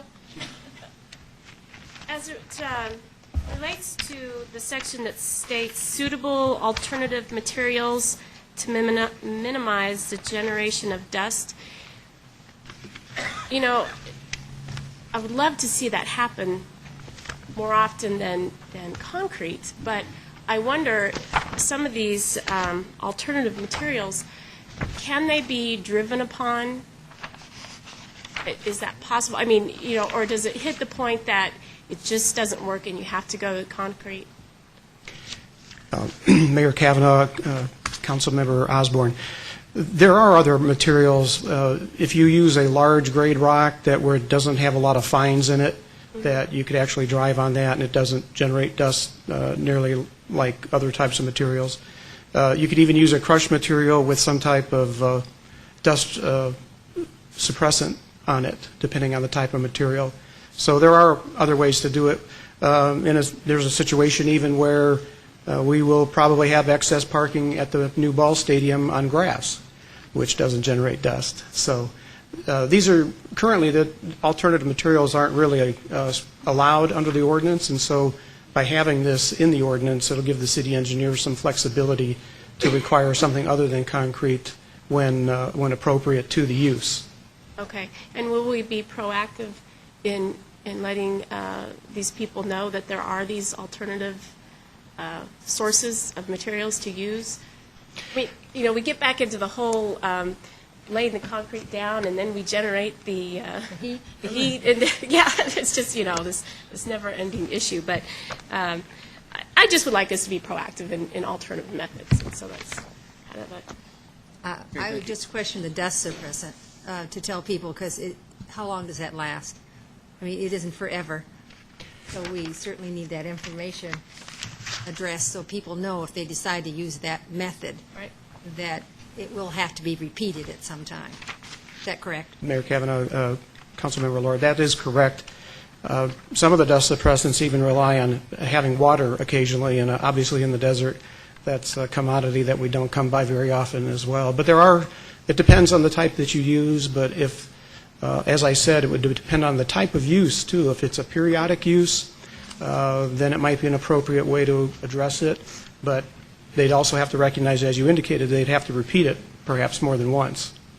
And it probably would be monitored, so That's people right. that don't like us in their business, we would be in their business on that one. That's correct. And we were particularly looking at it for the uses that will have to come into compliance, because this is going to be something that they're going to have to deal with, and I'm sure they're not going to be real excited about the prospect. Thank you. Thank you. Councilmember Souza. Mr. Schmidt, do we have any idea of how many properties in the city are going to be impacted by this ordinance? Mayor Kavanaugh, Councilmember Sousa, we have worked with code enforcement, and they had indicated so far there's probably between a half a dozen and a dozen businesses that may have to take some type of steps. And what we intend to do is to contact the businesses, work with them in developing a compliance plan so that we can make sure we explore all options. One option is if it's not an area that they're required to have and use for parking, they could segregate it from their parking area and not use it. If it's an excess parking area, they might be able to use a different material than having to pave it. So that's how we intend to approach it with the property owners. And do you feel that we're giving them enough time to come into compliance between now and October 1st? Choice. The October 1st deadline was set by state statute, so unfortunately we don't have a lot of choice in that date, but we will do our best to work with them and move toward compliance in the most appropriate manner. We're not going to become dictatorial and say this is it. Well, the state's going to become dictatorial, so I guess we are. Yeah. We don't have much choice. We'll certainly try not to. You still have to have some heart in something like this where you... Well, we can smile when we tell them. Oh, yeah, sure. Councilmember Holland? Joe, how about some of the city areas? At one time, we had still some overflow parking that was on to the desert. Have we solved all those problems at this point in time? Mayor Kavanaugh, Councilmember Holland, I know that the Public Works Department has also been looking at areas that they will have to make some adjustments on, so they're aware of them. I don't have personal knowledge of all the areas, so I can't report that. There is a companion ordinance that is on the agenda tonight as well. It's their last item under business, which addresses parking on vacant lots and use of leaf blowers, and which was another component of the statute or the Senate bill that revised the statutes. And so Public Works and Code Enforcement have been working together and trying to identify those areas and come into compliance there as well. Thank you. Okay, thank you. Could I have a roll call vote, please? Councilmember Holland? Aye. Councilmember Osborne? Aye.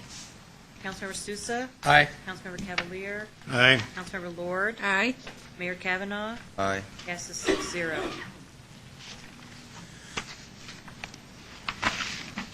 Okay, we'll now move to consider approving funding levels for community funding requests. Connie Stepnitz. Good evening, Mayor, council members. I'm here tonight for twofold reasons. The first is to seek your approval for the community funding and special events that we presented at the work session. And secondly, I'm here to answer your questions generated during the YMCA capital campaign contribution. You had some questions, so I'll follow up with that. First, I'd like for you to ask to approve our community funding levels for community services at the amount of $149,800, and for special events at $94,000. That does leave us an unallocated amount of $31,000 in the community funding budget for this year. We've had a request from the Parks Department to once again allocate that money that's left over and designate it to be used for our senior programming for this coming fiscal year.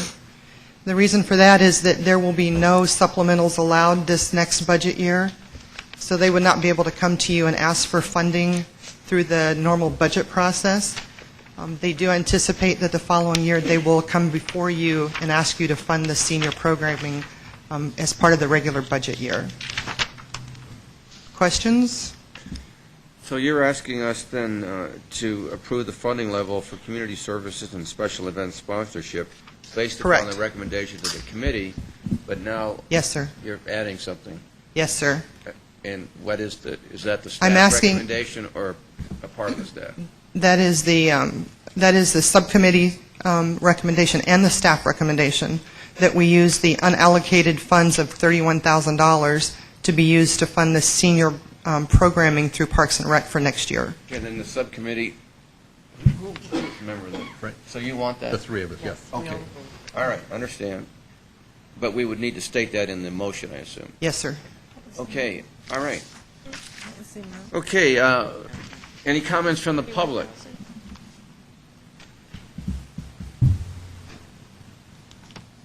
Okay. Okay. And then my second reason for being here tonight was during the work session, the committee recommended not to fund the capital campaign for the YMCA. During the work session, the question was posed to staff, could we look at some sort of in-kind contribution instead of the funding the capital campaign? We went back to the subcommittee with some information staff put together, and we looked at two in-kind fees. The first was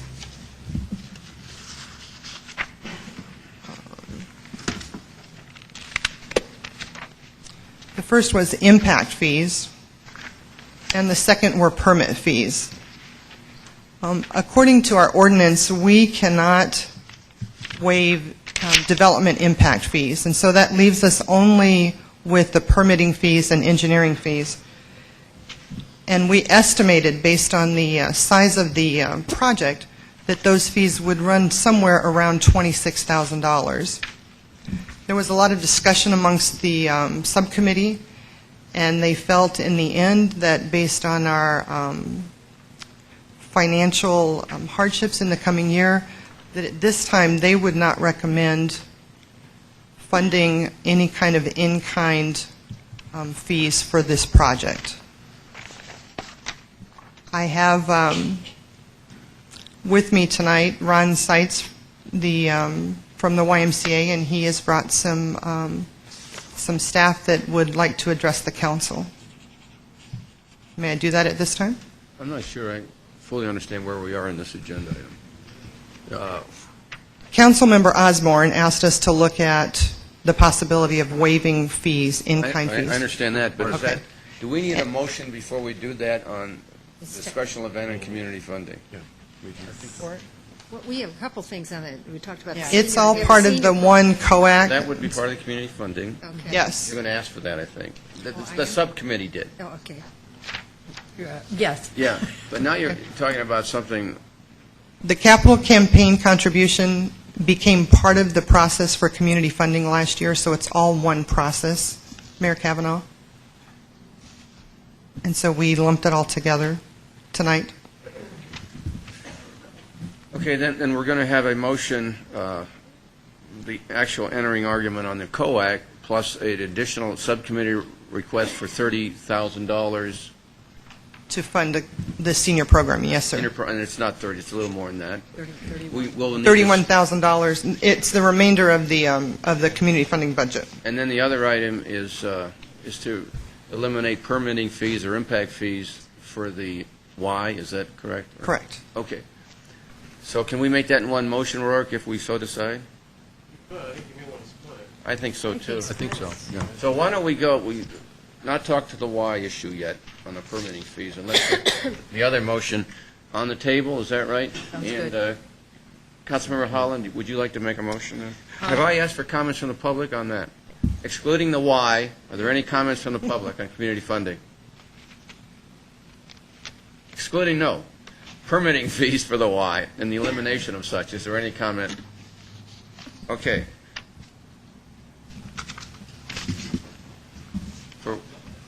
On what? On the YMCA. Why? We're going to talk to the Y. Separately. So should we do this first and Yes. exclude Let's do the Y from our Yes. motion? Okay.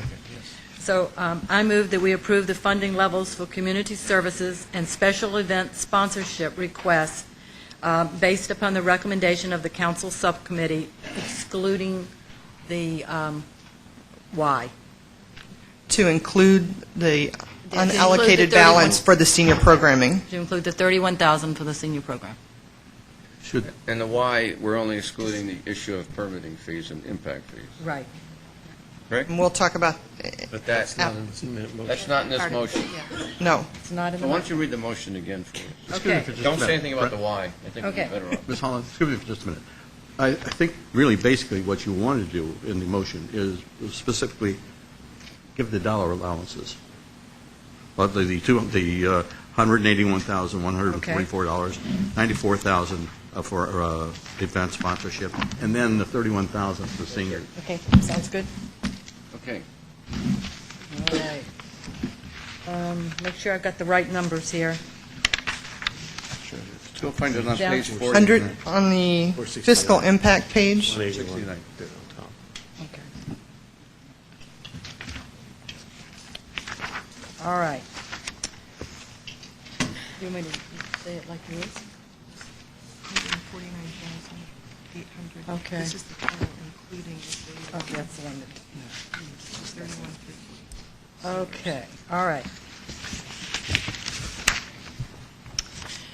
I move that we have the council approve funding levels for community services and special event sponsorship requests based upon the recommendation of the council subcommittee for the total of $149,800 and 31,000, I don't have the rest of that. 344. 344. 31,344 for the senior program.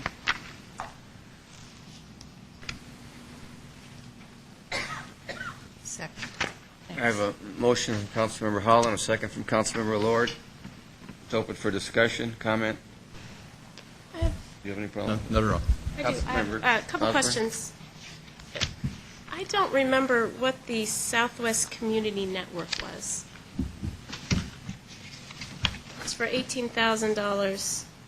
You have it under Teens and Youth, page 471.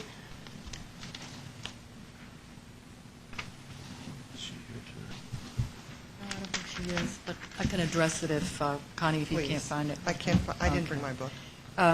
It's for youth at risk, children that have difficulty staying in school or have discipline issues in school, and they have put together a group of consultants to help them, and also videos and things that can help you, like violence in school or bullying at school, that type of thing. Okay, thank you. The other question I had, the $31,000 for the seniors. Did we have a successful year? I know this was our first year putting on events, and was it successful? It started off slow. Uh-huh. I did speak to Jennifer Campbell last week, and she said at the end of the programming they had 100 seniors showing up for events. Right. And so, yes, as the word spreads, I think that this is something that will continue to grow in the community. Okay. Well, I knew we started it last year, and George and I were there. My last question.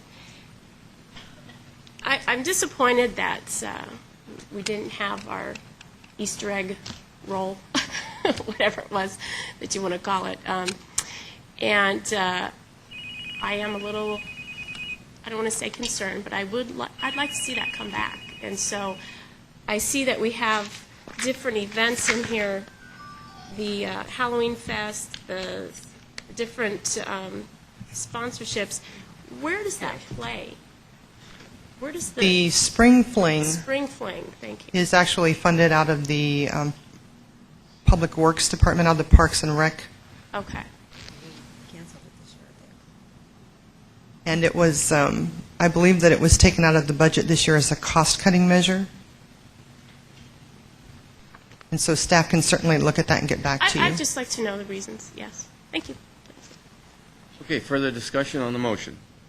All those in favor of the motion signify by stating aye, please. Aye. Aye. Opposed? The ayes have it, 6-0. Okay, now would you Second part, summarize exactly what the second part is, please? the staff was asked to look at the possibilities of waiving in-kind fees for the gymnasium and teen center built at the to be built at the YMCA as part of their contribution, capital campaign contribution. The subcommittee met, and as we stated in the work session, we feel that we have been supportive of the YMCA from the very beginning. We initially gave them a capital campaign contribution of $250,000 that started in fiscal year '05. There's $100,000 left on that commitment. We have a contract with the YMCA where we will support the O&M cost for the pool. And the subcommittee just felt that, Could you just tell us, give us a figure on those O&M costs? yes, the first year, the cost was a little bit over $170,000. Last year, the cost was a little over $230,000, and we have not paid out for this year. So somewhere in between those two figures this year. $300,000. The YMCA, the last time that we checked, the membership at the YMCA was about 15,000 memberships.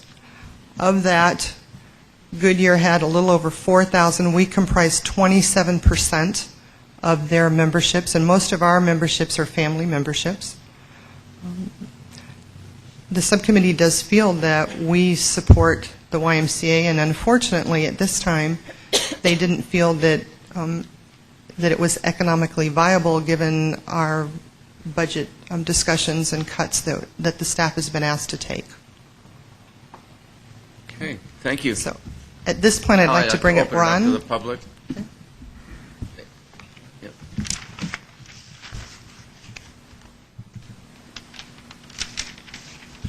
Mr. Mayor, members of council, first I want to state that, and members of the community, good evening. I don't have with me tonight YMCA staff. What I have with me tonight are community advocates and volunteers and supporters of the YMCA and the Agua Fria High School District. I want to thank them for their time tonight. So I'd like to introduce John Manabianco. He's a Metro Board Chair. He's also a YMCA Southwest Valley Regional Chair, Financial Development Chair. Carl Giordano, previous Board Chair, Strong Kids Campaign Chair. Betty Lynch, current Board Chair, previous Council Member for City of Avondale. Don Bennett, Capital Campaign Chair. big part in the gymnasium teen center project, which I think is getting lost in a lot of this. And Margaret Carl Wood, member of the YMCA, a board member of the Agua Fria High School District, who built the pool, also something that I think gets lost in this, and an advocate for the project as well.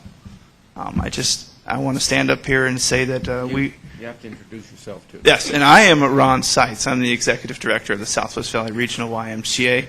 I currently reside at 340 West Dorado Circle, Litchfield Park, Arizona, 85340, and I'm employed at the YMCA 2919 North Litchfield Road, Goodyear, Arizona, 85395. I'm up here to just remind everybody what the YMCA is. We are all judged here by the questions we ask, not the statements that we make. And there's been a lot of statements made about the YMCA. And I'm here to try and provide any clarification that I can. And I would like to see support from the city in furthering our project because it's the right thing to do, not because what other cities have done, but because it's the right thing to do. The infrastructure is needed. Your citizens need it. And I would like to see the motion passed. And I have invited these individuals to speak if they wish. I think they would share the same sentiments that I have. Betty, I know, would you like to come up and say something? If there's any questions of me, I'll stand here for a few more seconds. I have a question. Yes. I know that you were just talking about what other cities have done, but I am curious, since we do have a commitment to the Y every year for the next several years, what about some of the other cities that have more than 27% or have at least 27% of their of your clientele is from their cities? Well, they currently aren't doing what the city of Goodyear is doing. Meaning? Meaning they aren't providing an annual subsidy to operate the Agua Fria High School District pool. No, they're not. Okay. Did they give you monies to operate it all, or just from their initial? O&Ms, no. No O&M at all? No. How about initially they did give you money? Capital, that is correct, yes. Okay. And you have not gone back to them and asked for more money? Well, we have additional contribution for the gymnasium project from the city of Avondale for $250,000. And what about some of the other cities that you also support? No response yet from the city of Litchfield Park, and haven't requested from the other cities. Okay. All right. Thank you. Thank you. Let's go. Councilman Cavalier. Yes, Mayor, thank you. I needed more information all the way through this, and the last time we heard a presentation about the YMCA, we didn't get that information. I really want to support the YMCA. I've always been a supporter of YMCA from the very beginning, and I'd like to continue to support it. At this juncture, we do not have enough information about the Y, who they service. When I visited there I guess it was a year or so ago, and I talked to the former director who you replaced, and I went on a tour, and I saw some of the great things that they were doing, bringing some of the young students, high school students off the street, found a place for them to study, even gave some of them jobs, some internships, and gave them something to do and make them feel that their life was worthwhile. It probably took several taggers off the street, who knows. But that being what it is, then I hear other stories, and I hear, well, no, wait, he really wasn't helping anybody out of the ordinary. It was these people, in order to get any help from the Y, had to be members, or their families had to be members. And I've never gotten any clear definition of what you're doing, what your goals are, how much beyond the families who belong to the YMCA that your arms extend in the way of help. And maybe they don't. I don't know. Well, Mr. Mayor, Councilmember Cavalier, I wish you would have asked me that question. You're referring to the I-Learn program. Those are not members of the YMCA. That's a completely subsidized I program. was told that they had to be members of the YMCA before they could be helped. kind of why I opened up with people are judged by the questions they ask and the statements they make. Whoever told you that is incorrect. That's a completely subsidized program from the YMCA in a partnership with the Agua Fria High School District. Association-wide, we've graduated more than 60 students in the recent years, but more importantly, we've gotten close to 400 kids back into the high school districts with the iLearn program. That's just one example of countless hours of discussion I could have.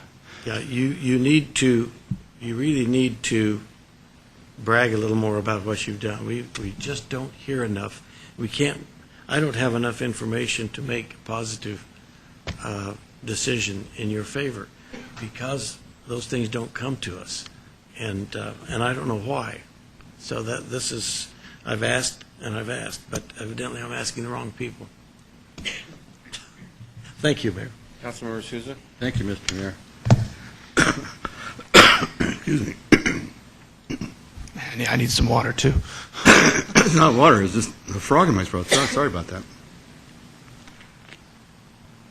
You know, I don't like the city of Goodyear to be painted as ogres in your fund drives.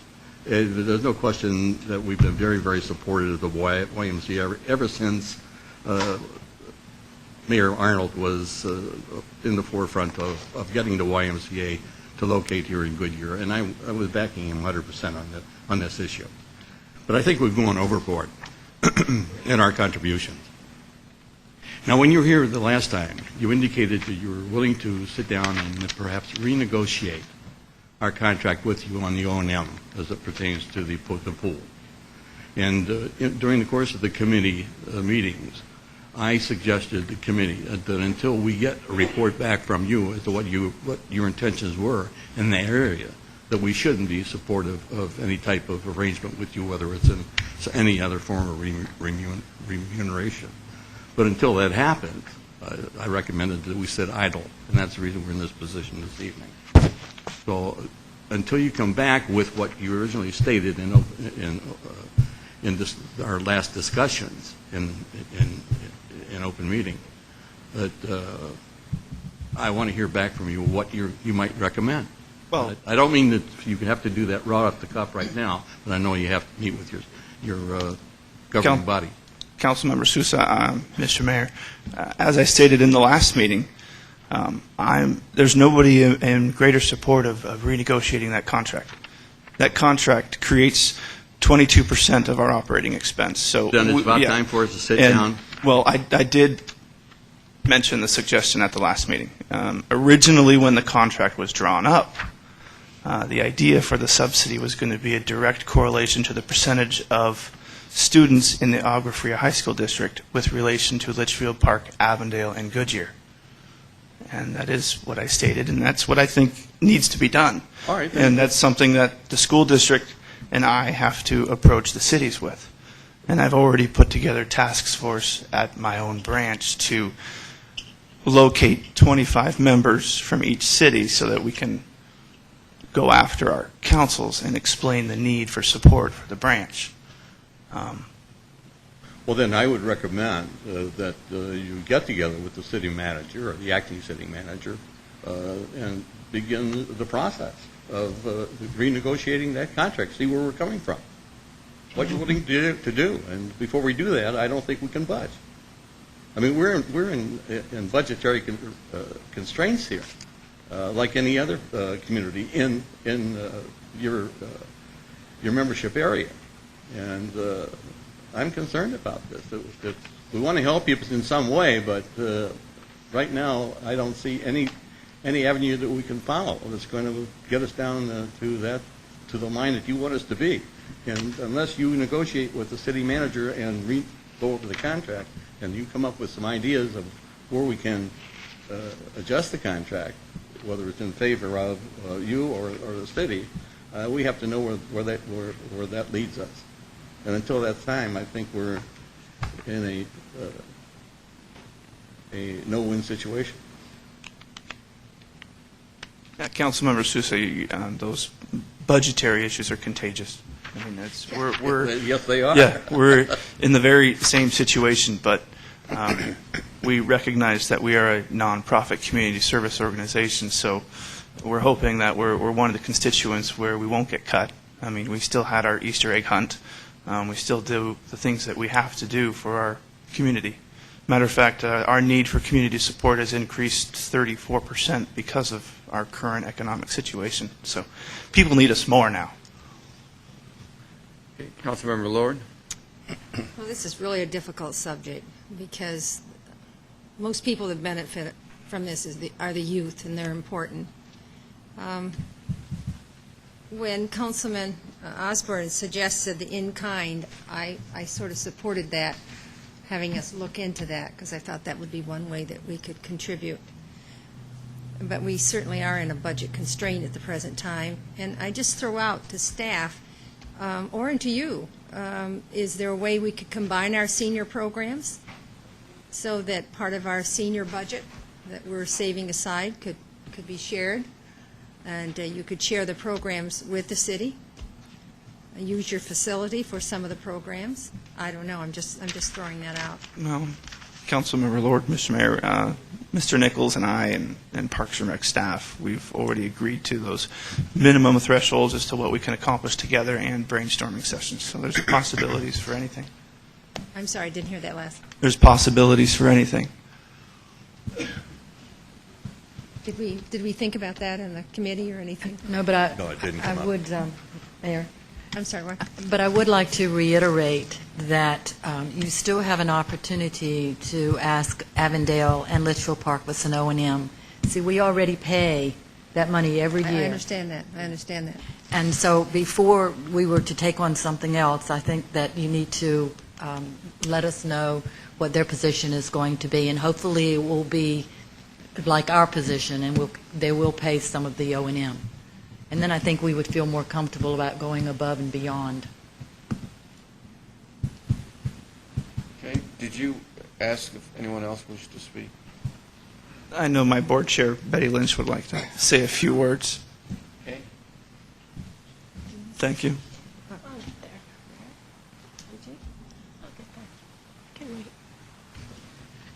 Good evening, Mayor and Council.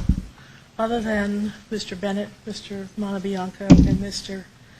Giordano, I probably have the longest time with the Y in these discussions.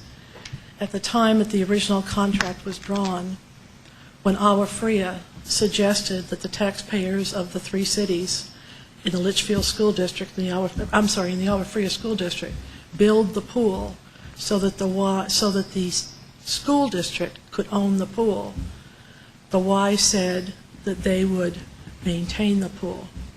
However, they needed some help to do that, and that's when that contract was drawn up. At that time, Litchfield Park had very little sales tax income. Avondale had very little sales tax income.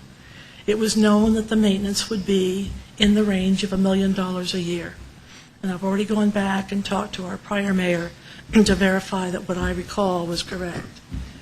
Goodyear at that time was going to shut down their pool because of the extreme costs to maintain that pool. Goodyear said that they would step up and would pay the O&M costs within certain ranges of the shortfall. And that's how that contract was drawn up. Now, there's been a question tonight with regard to services we do. We've already talked about the iLearn program. We've got a Y2L leadership program, which Councilmember Osborne heads up. That leadership program is an offshoot of Leadership West, and it trains youth in leadership roles, and that is funded partially by Leadership West. In addition, this year, we serviced 626 non-members.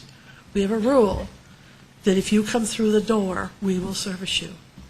And if we have to pay the way, we will. And that's what we did. We raised the funds to pay the way through grants, through our Strong Kids campaign, which is currently going on. And as Ron just said, those costs, those people coming through that door just this year since January 1st has increased 34%. And we have not turned away any one of those. We've got all the swim programs that we run. We have an individual right now who's starting to fund swim lessons for children in kindergarten and first grade. And as his business brings in more income, he can fund more children in the Litchfield School District. Sometimes we have to pick up some of that. So we're very active in the community. New Life Center comes and uses our pool. School districts come and use our pool. Swim meets are run there. Approximately 3 years ago, the city of Goodyear applied through MAG for funds to build a bridge across the canal. My understanding is that funding was turned down. We have since learned that that canal is not under Maricopa County control. Therefore, it doesn't require some of the stipulations to build that bridge.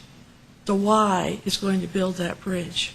Now, had you had the approval from MAG on the grant that you requested, you had some matching funds, which nowhere near cost the amount that we're asking you to do. But had that been approved and that's gone through, you would have been expending those funds at this point as well. So we're out there in the community. We run programs, after-school programs. We're starting programs at the Alva Freya High School so that the students who have children and the teachers who have children can have their children go through these programs. It's training for the students at the high school in some of their home ec programs. So that's out there. We have programs in conjunction with the Boys and Girls Club, where we use their facilities, they use our facilities. We are extremely active in the community. And you have 2 of our board members sitting on your council who can let you know what's going on at any point. 3 years ago, we sponsored a community leaders breakfast. And at that breakfast, your current mayor was there, Mr. Antoniak was there, and we asked for the 3 cities to step forward after that meeting and come forward with funds to build the gym. We are currently spending rental fees to rent gyms all around all the schools. That means we take those funds from programming funds in order to rent these gyms to run programs. You know what rent is. It doesn't have any give back. If we can build this gym, we have a place for our teens to be active and not be at Target store on a Friday evening. As Joanne knows, I reported to her riding up and down in the grocery carts. And I won't tell you what else they're doing in the grocery carts, but I reported it to Joanne. Those things we don't need in our cities. So these are things that have all been in place over the years. Come to the Y, take a tour of the Y, look at what's going on. We have the smallest facility in the valley, and we have the busiest and highest membership in the valley. And we're very proud of that, and we work very hard on that. And if you watch the usage of that pool and why we have to close down the pool sometimes in the summer a couple times a day just to put in more product to keep that pool safe for those children that are in it. So those are the things that have been going on and the reason that we hope you will see your way to help us in this. And I'll be glad to answer any additional questions. Okay, thank you. Further comments from the public? Thank you. Okay, you know what, Connie, we need to state specifically what we're asking for here. Excuse me, Mr. Mayor, I haven't got to say anything. And I would, and I don't know if you'd like me to do it now. And I'd like to know, I'd like to get exactly what we're going to be asking council to do first. Because everyone else has gotten to speak, and I haven't got to yet, so that's fine. I'll wait. Can you Yes. just state, if we were to make a motion, what is it the Y wants us, the motion to be? I understand it's to waive in-kind permitting fees for what? For everything? For the gymnasium and the teen center. Okay, all right. Just for those 2 items. And Correct. that would equate to about approximately? $30,000. Total. That's our estimate at this point. Okay, Councilmember Osborne? I'm sorry. The gymnasium, the teen center, and the bridge. Thank you. Councilmember Osborne? I'm sorry, I didn't speak up earlier, and I just, this is a very difficult situation for me, and I do want, for the record, that it be known that I did speak to our attorney to make sure that there wasn't a conflict of interest here. Yes, I'm not receiving any kind of financial benefit from this. But truly, it is a benefit. And I struggle with the fact of sitting up here and letting you know how important it is to the teens of our city, actually of our region. And I could go on, and I feel like I should be on that side instead of sitting here. And if I need to step down, I will. Because you can't place a monetary figure on the benefits that are occurring here. And the teens are the ones that will be benefiting from this gymnasium. And I can support the fact that just in the group that I take care of, my Teen Action Council and Y2L, I would say probably 90% of them are not YMCA members. So I understand the position that we're in financially here, and that's why I wanted it to be invisible fees that we would be waiving. I see that we're talking about $26,000. And I guess the question I have is, how invisible is this? I mean, I certainly don't want to see funding that's coming from our GO or any kind of, help me out here, what is, it's funding out of the Our CIP. development, okay, development impact fees, certainly. It's those permit fees that I question that are somewhat invisible, and that's what I need help with, understanding more. The permit fees are collected, and the money that is collected goes into the general fund. That money is used to fund Harvey's employees who actually review the plans and issue the permits. And so when you use the word invisible, it is invisible from the point that we're not collecting for a specific thing, but we are collecting to provide the staff to be able to provide those services to the businesses. Okay. Harvey, do you have anything you want to add to that? Okay. Can we, Councilmember Osborne, would you like to make a motion along the line that Connie just mentioned, and we'll get this moving along on a motion? Well, I guess the question I have that Mr. Sousa brought up was renegotiations, and I hate to say table this discussion because I have a feeling I know where it's going, but maybe that's what we need to do is we need to, not me, there's others that need to feel better about this Well, situation. from my standpoint, I think we have to get this thing moving, is to find out where the YMCA is coming for renegotiating contract.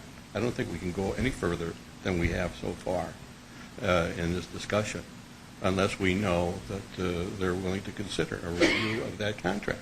Because, here we set $170,000 in the first year, $200,000 plus in the second year, and we're looking at probably $300,000 plus in the third year. And I don't think any of us on this council, when we negotiated this contract, realized it was going to be this amount of money. And frankly, I can't sit here in the council and justify that type of an expenditure for a not-for-profit corporation. What do I say to another not-for-profit corporation that comes before us and says, well, you did it for the Y, now you have to do it for us? I think that's the hole that we're digging for ourselves. But is there anyone here who's not prepared to vote on this? Well, my vote is going to be no on anything. I know, but is everybody prepared to vote? I just had one question before I vote. Have we done this before, in-kind contributions, in the same respect? I mean, from other sources that have come to us? Have we done this, in a sense, we've done in-kind, have we done, is this going up? Is this, am I got to be quiet? City attorney. Am I saying something wrong? No, for nonprofit. That's exactly where I was going, that's my next word, because we do this in development agreements, and so is this not similar to Yeah, we that? can do this. Okay. We can legally do this. We did for the New Life Center. We have to decide to do it. That's the issue. Well, We I did for have the to New tell you, Life my Center. feeling is to do it. Okay. Okay, so if Councilmember Osborne, you have a strong passion for this. Would you make the motion, and then we'll see if we get a second, and then we'll vote on it? Is that fair? I'd still like to have something But you- to say. you- Can I wait till after the motion? Yes. Okay. Mayor, before you make your motion, I will jump at that. Just, if I were to make this motion, and just knowing how we work with development agreements, you may want to consider a cap, because these are our Yeah. estimates. I don't know if you want to establish. That's a very good idea. And do You may a want to cap. think about what the cap should be. Because a lot of Okay. times, Yeah. there's contingencies in permit fees and that sort of thing. Expedited review, that sort of thing. Okay. I've never written any kind of motion, so I'm going to Actually, do she's my never made best a here. motion, so this is the first, so. Okay, so I move to approve an in-kind contribution to the YMCA in the amount of $26,000. Anything else? Not to exceed 26. Not to exceed $26,000 For permits and engineering fees. for permits and engineering fees. Thank you. For We need to state what? exactly For what? though. For what? The bridge, the teen Or center, the- and the gym. For the bridge, For the bridge, the teen gymnasium, center, and and the, correct, the Okay. teen center. I have a motion. And I second it. I have a motion from Councilmember Osborne and a second from Councilmember Lord. It's open for discussion. Councilmember Cavalier. Okay. Now, I guess I've got a lot of information here that is wrong, because I've made my determination to bring this before the council based on what we were told in our subcommittee, and that is that we don't do this for nonprofits because a lot of this is subcontracted out. A lot of these things that the plan reviews, the fees and things, the inspections and all of these things are contracted out, and the city will have to pay those particular contractors because our city staff doesn't do all of those things. And evidently, that's not the case. I've been given a lot of information that isn't exactly what I thought it was. And so my feeling is, at this point, if it's possible to do this, I'd be all for it, and I'm in favor of it. If whatever needs to be done to make this thing happen. But could someone clear that up for me? Absolutely. Normally, there are some things that are contracted out, permitting and engineering fees.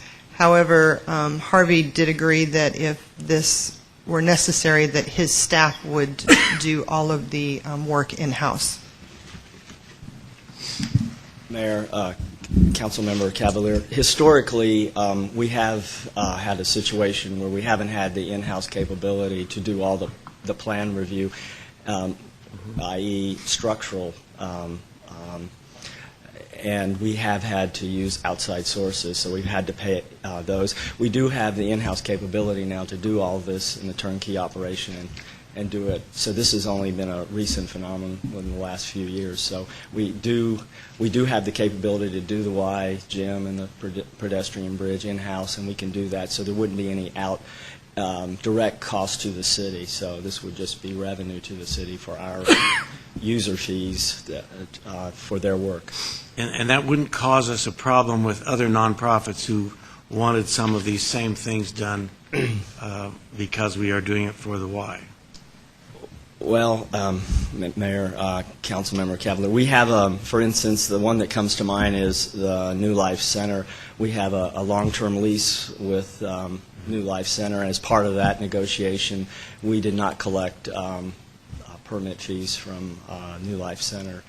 And off the top of my head, the Chamber of Commerce, I'm not sure we collected permit fees from the Chamber of Commerce when they built across So those the three street. entities are the only ones we really have that. Off the top of my head, those are the three that I can You think could of. have colleges, too. Well, but for the present. In which we may, yeah. Okay, thank you very much. Okay, further discussion on the motion?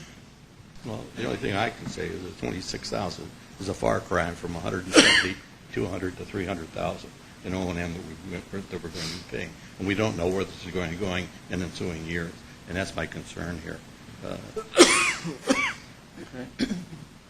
Okay, all those in favor of the motion signify by stating aye, please. Aye. Aye. I understood. 4 ayes. Osborne, Lord, Kavanaugh, and Cavalier. Is that correct? Did I hear that correctly? All those opposed? No. Nay. Okay. Nay. Councilmember Susan, Councilmember Holland, or nay? Everybody agree with my summary? Yeah, thank you. Okay, motion passes.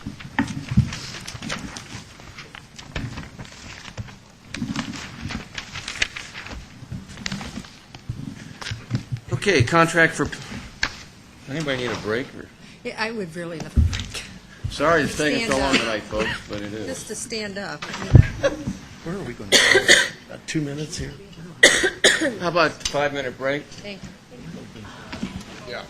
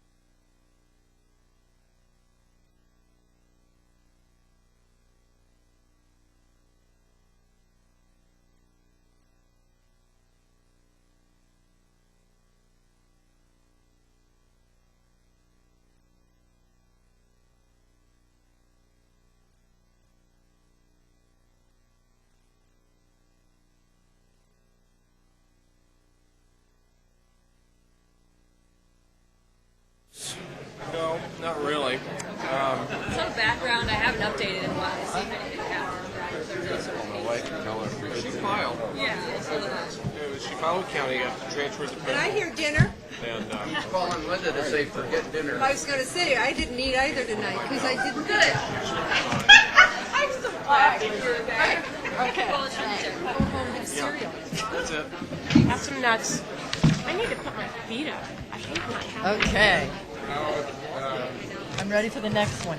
I love that when we get renting toys, and then we had a little music there. That was good. Well, I shut it off. That's where the music came from.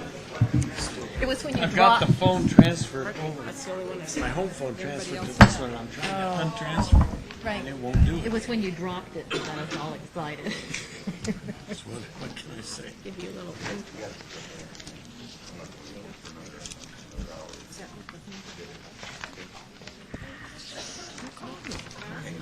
Okay, I'm ready. Oh, Yes. Okay, we're now on third item on our agenda for business, contract for public art project for the ballpark, and a letter agreement for payment by private companies for such artwork. And Lily Schuett. Good evening, Mayor Kavanaugh, council members. We're here tonight to recommend two actions for you to approve a contract not to exceed $450,000 with artist Donald Lipsky of the Lipsky Group to create an original public artwork for the Goodyear Ballpark. The second recommendation we have is to approve a letter agreement with Civica Properties, LLC, Wood Family Enterprises, Limited Partnership, Eagle-Tailed Bighorn, LLC, and MPK Enterprises, Inc., setting for terms for payment by these companies for the cost of the public artwork being commissioned by the city from Donald Lipsky. I also like to tell you, like to recognize, we have Margaret Wood. Carl is here. Sorry. From the Wood family.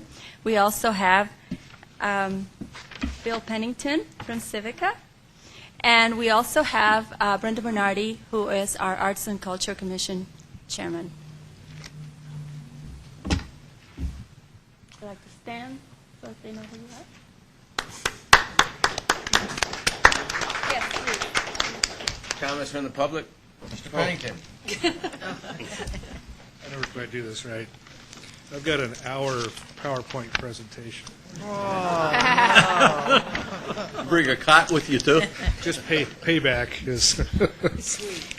Seriously, I'm Bill Pennington. I'm with Civica Development. I think it's 3090 North Litchfield Road in Goodyear. I just want to take a moment, because it is late, just to thank, on behalf of Civica, I want to thank the Wood family and Margaret, Carl in particular, for doing this. I think it's a great opportunity and really a super thing for the city of Goodyear. So we're behind it 100%. I just want to thank you.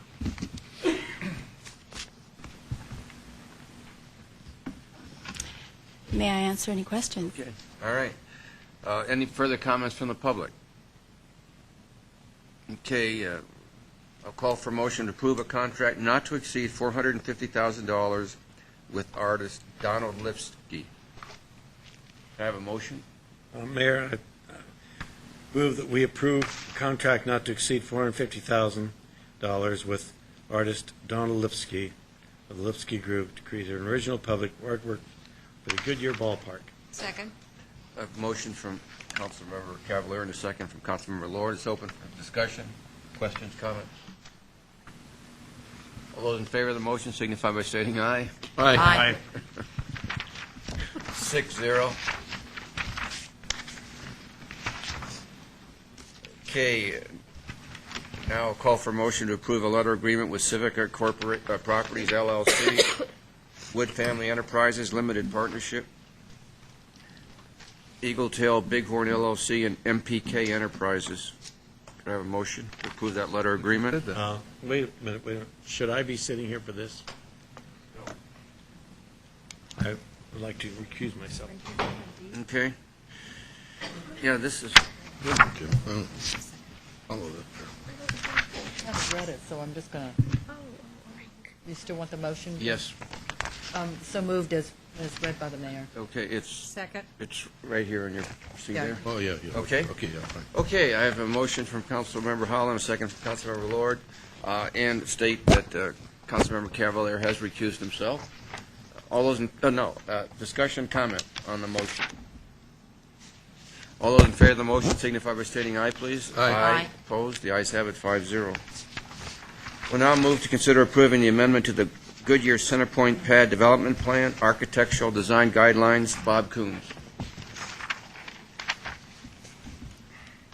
Mayor, members of the council, in November of 2005, council approved the rezoning of the southeast corner of Pebble Creek Parkway and McDowell.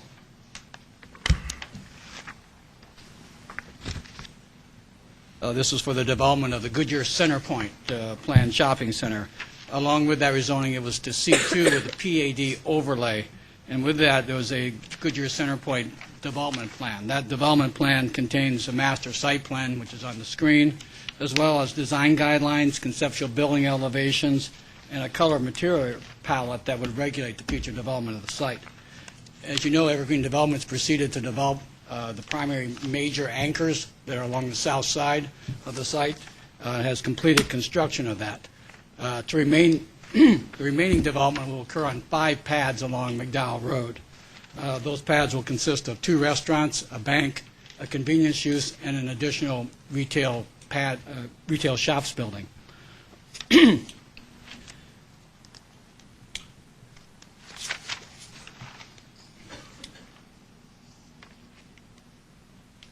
The architectural theme and character for the center is described in the PAD development plan as contemporary desert foothills design. It has rich color palette, stone and masonry accents, and very, very distinctive forms and massing. The PAD document states that the center will have a unique integrated architectural style, architectural features that will establish a theme for the center, and also states that the pads within the center will have an integrated architectural theme characteristic of the site. All of the existing buildings that have been developed on the site have been developed within this architecture theme, as you can see on the screen.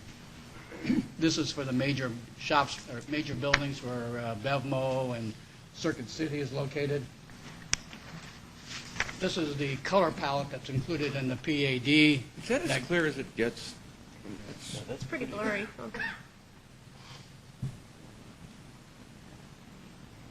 don't think it's going to make it. That's about as clear as it's going to get.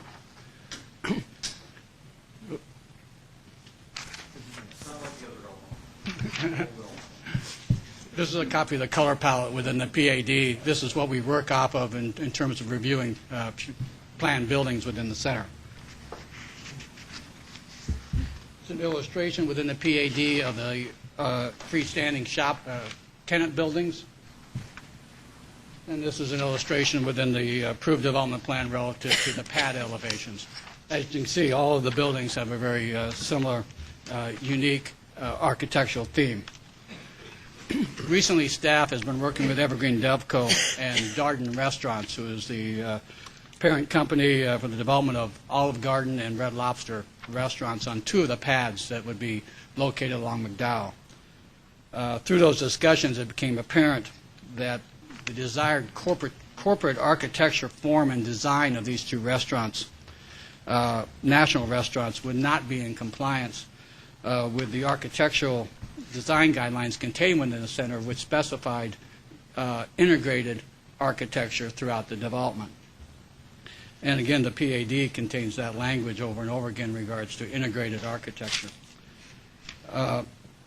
This amendment has been submitted to allow some level of architectural flexibility for the 4 single-user pads along McDowell. Again, that would be the 2 restaurants, the convenience, an unknown convenience user, but a fast food most likely, and a bank.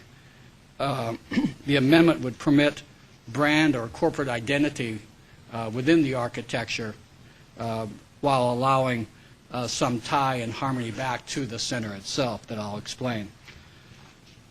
In essence, the amendment would insert a new section 4A that was included in your packet to the design guidelines that would identify the permissible architecture and the controls of that permissible architecture and the deviations. The design flexibility that's included in the amendment would permit the building architecture form and character for those pad buildings to be different than that which is built on the site today.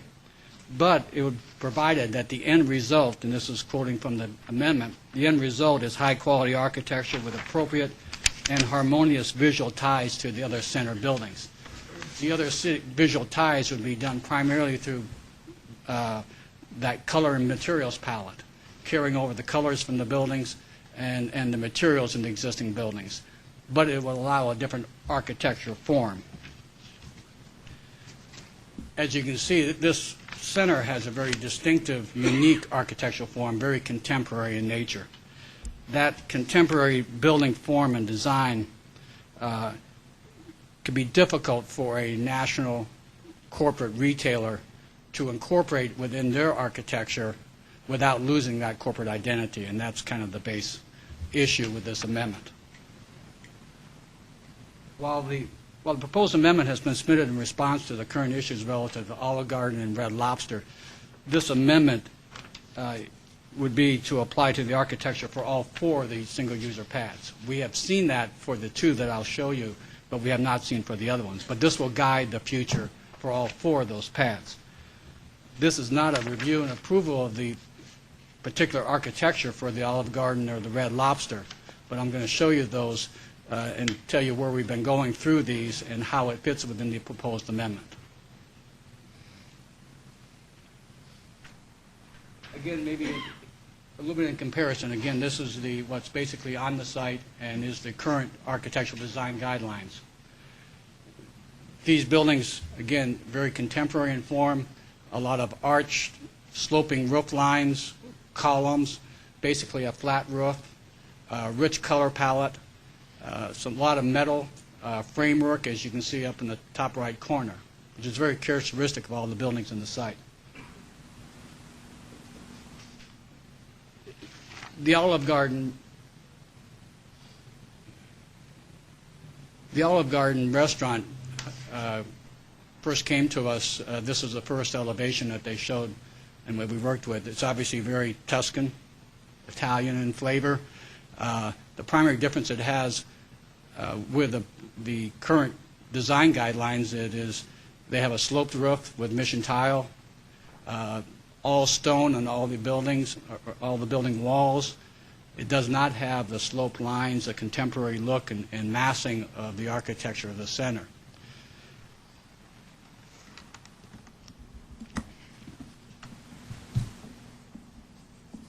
Apologize for a little bit of the color. The yellow is not that yellow. It's a little bit more muted than that. One of the things we asked and working with Darden and also with Evergreen is trying to make more of the visual ties, downplay the architecture, the differences, but carry over the visual ties of the colors and materials. In this case, actually took off a lot of the stone, brought in stucco that would be this light color that is one of the colors of the palette within the center. This is the current proposal for Olive Garden. And related to Red Lobster, Red Lobster first approached us. Obviously, Red Lobster is not contemporary in design. It's much more Cape Cod look. It has the most striking features of the tower elements. It has wood, clapboard siding, and it also basically has flat roof, but then with metal in some of the sloping roof elements on the tower. We had concerns relative to its compatibility with the center architecture, but also with Olive Garden. Again, working with Darden Restaurants, they have agreed kind of through a progression of different proposals. This is the first one. Going to the next one, that what basically did in this one is take off the wood clapboard siding, replaced it with stucco, and that rust brownish red color is one of the colors straight out of the palette that you'll see in Center Point today. And we had a little bit further concerns with regards to some of the materials. So in this elevation, and the most recent one is that they took off some of the shingle work that was on one of the towers and change that to stucco. I show these all to basically give you a flavor of that through the design review process, and if the amendment to be approved, basically that we would be working with different architectural forms and massings and using colors from the center and materials from the center to provide some visual ties and harmony.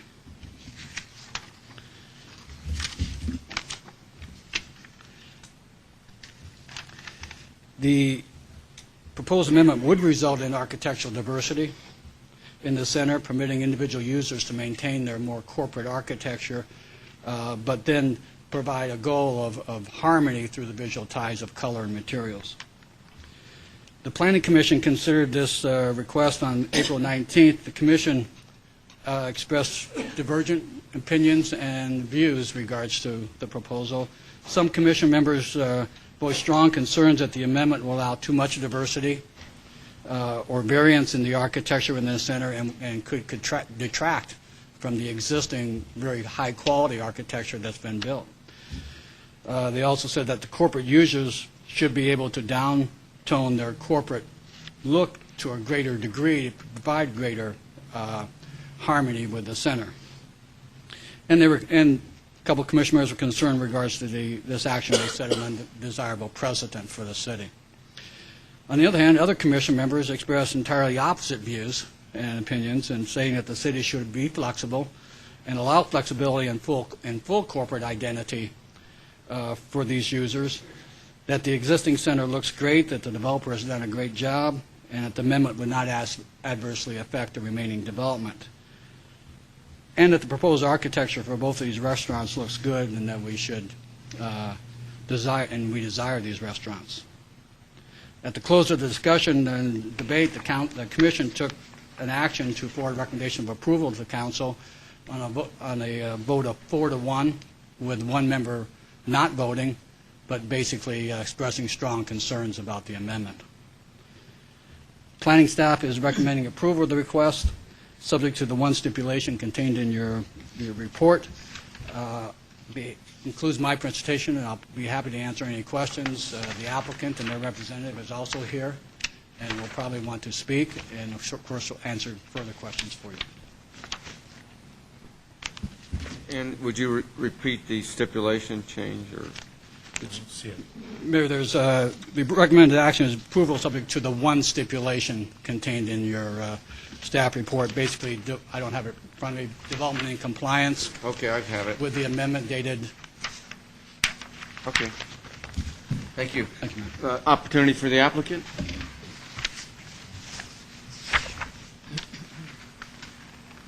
Thank you, Mayor, members of the Council. Ed Bull, 702 East Osborne, representing Evergreen. We do appreciate both the staff and Planning Commission recommendations for approval. As Bob has indicated, really underlying this is a desire to provide enough what I think Bob has previously referred to as flexibility with control, so that there's no question that the end result is still quality and there's still harmonious ties back to the balance of the center, but we're doing so through the use of colors, materials, other kinds of things, which strikes an appropriate balance between the need for corporate identity and branding that's associated with bringing national tenants to these single-user pad locations, but also making sure that there's appropriate harmony with the balance of the center. What we're really trying to do is make sure that these two restaurants happen, and that they happen in a manner which displays quality and displays it through colors, materials, and other means, which assures harmony with the balance of the center. It's been a long evening. I'll give you as long or short a presentation as you like, and that I can assure you, as I assured the Commission, I have lots of notes with lots of really great information in it. But I think importantly, after a long discussion with staff about how to best get there from here, this is the methodology that staff and Evergreen settled in on to come in with this amendment, adding Section 4A to the project booklet, which applies only to these single-user freestanding pads, not to the rest of the center, and worked with staff on the actual wording of this Section 4A. Discussed it at great length with the Planning Commission, and and appreciate the recommendations that are in front of you this evening. We're comfortable with the staff's recommended stipulation. If you're comfortable, we'd request your approval accordingly.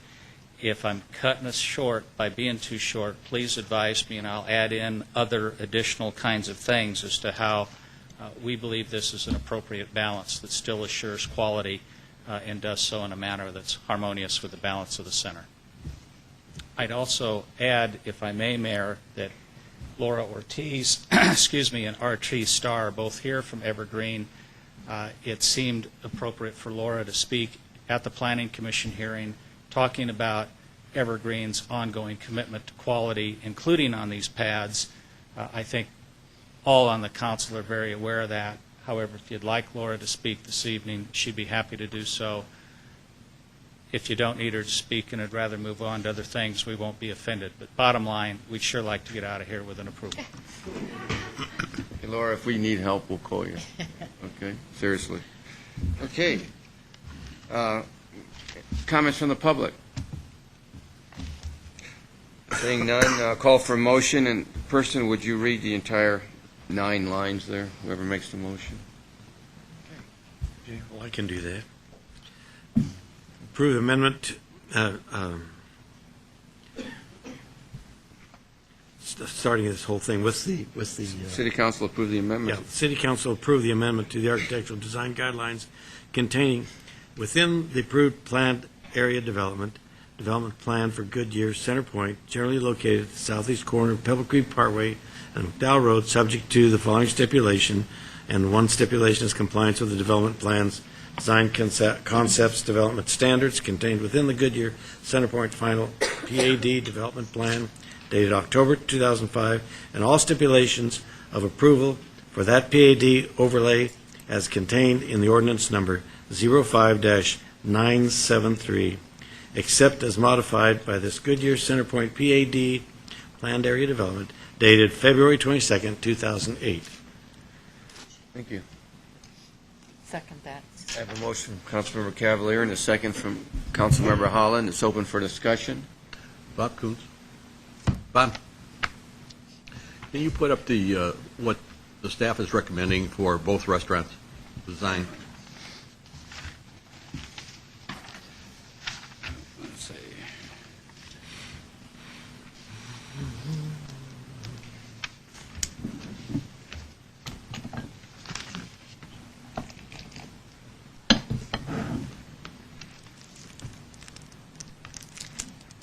And this is the Olive Garden restaurant, the most recent proposal that we have received and that we have basically have not approved, but we have basically indicated to Darden that we appreciated their changes and we will probably approve this if this amendment is approved.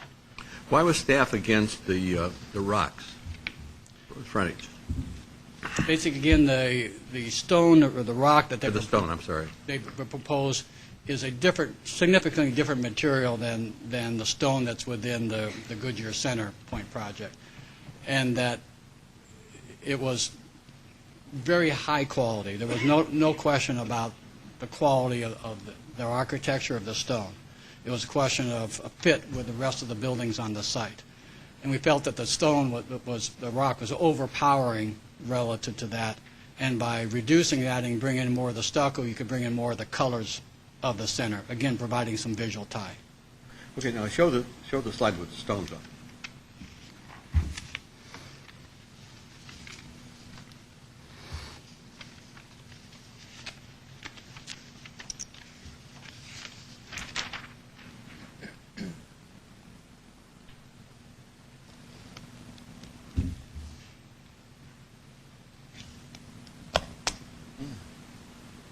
Agree. This is very high quality, excellent building. It was really endeavoring to provide some tie back and some compatibility or harmony with the center.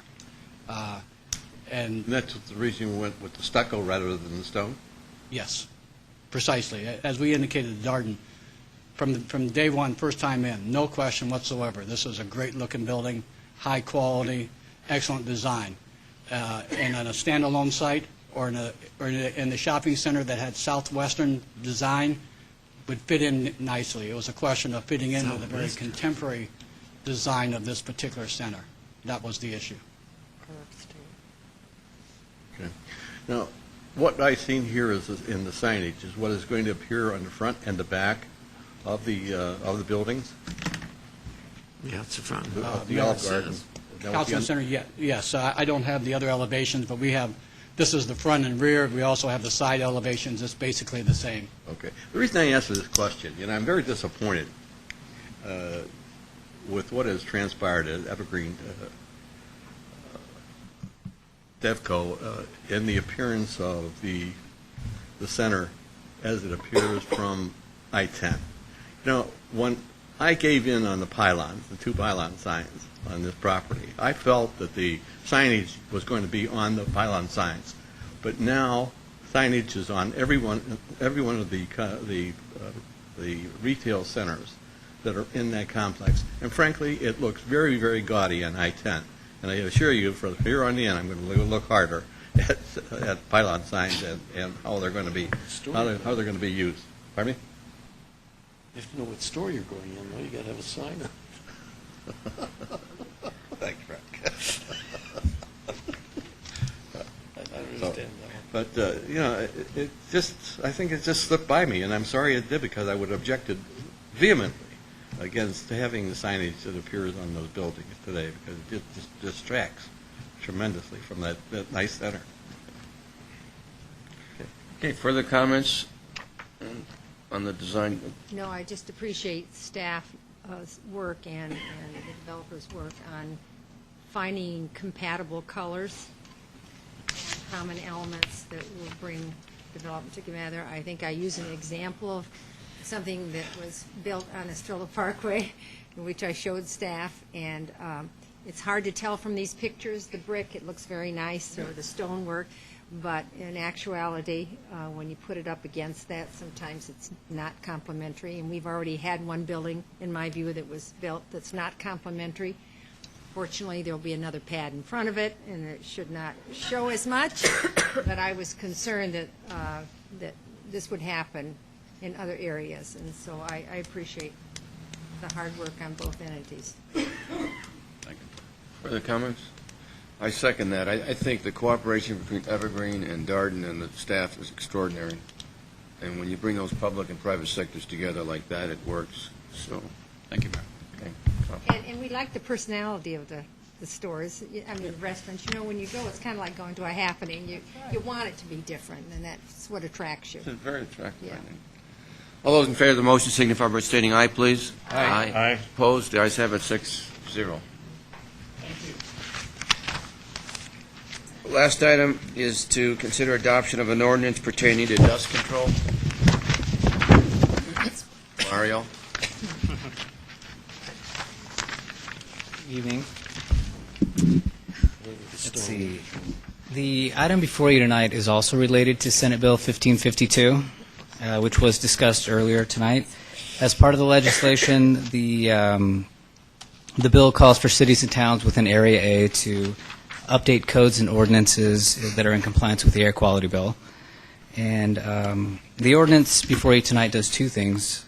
First, it places restrictions on the use of vacant lots, requiring the property owner to work with the city to find a stabilizing agent or a treatment if those lots are to be used. And the ordinance also prohibits the blowing of landscape debris into public roadways. So this ordinance has been reviewed by staff, and we believe it brings the city into compliance with all of the requirements that are associated with 1552. So I'd be happy to take any questions. Okay, thank you. Comments from the public? Seeing none, could I have a motion? No. Ask the clerk to read it by title only. Adopt Ordinance 08-1107, amending Chapter 11 of the Goodyear City Code by adding a subsection to Section 11-1-24 and by adding Section 11-1-26 and providing for fugitive dust control, establishing penalties for violation of ordinance, providing for separability and an effective date. Okay, could I have a motion? I move we adopt ordinance 081107 as read by the city clerk. Second. Motion from Councilmember Lord and a second from Councilmember Souza. It's open for discussion. Yes. Councilmember Cavalier. Yes, in regard to this, I'm concerned about a particular company that operates in Goodyear,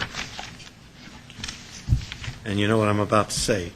How does this, and I'm trying to find how it defines, would that be fugitive dust that comes out of that cement? What kind of what kind of dust are we talking about? Is it defined in here? Yeah, it defines it as particulate PM10. It's a standard. Definitions are within the ordinance, and it defines PM10 as a PM10. Right. Particles with a diameter of 10 micrometers or less. Talking about very fine dust. Not talking about fugitive dust. Yeah, there's also a definition on fugitive dust, and it's basically it's dust that isn't controlled by the property owner.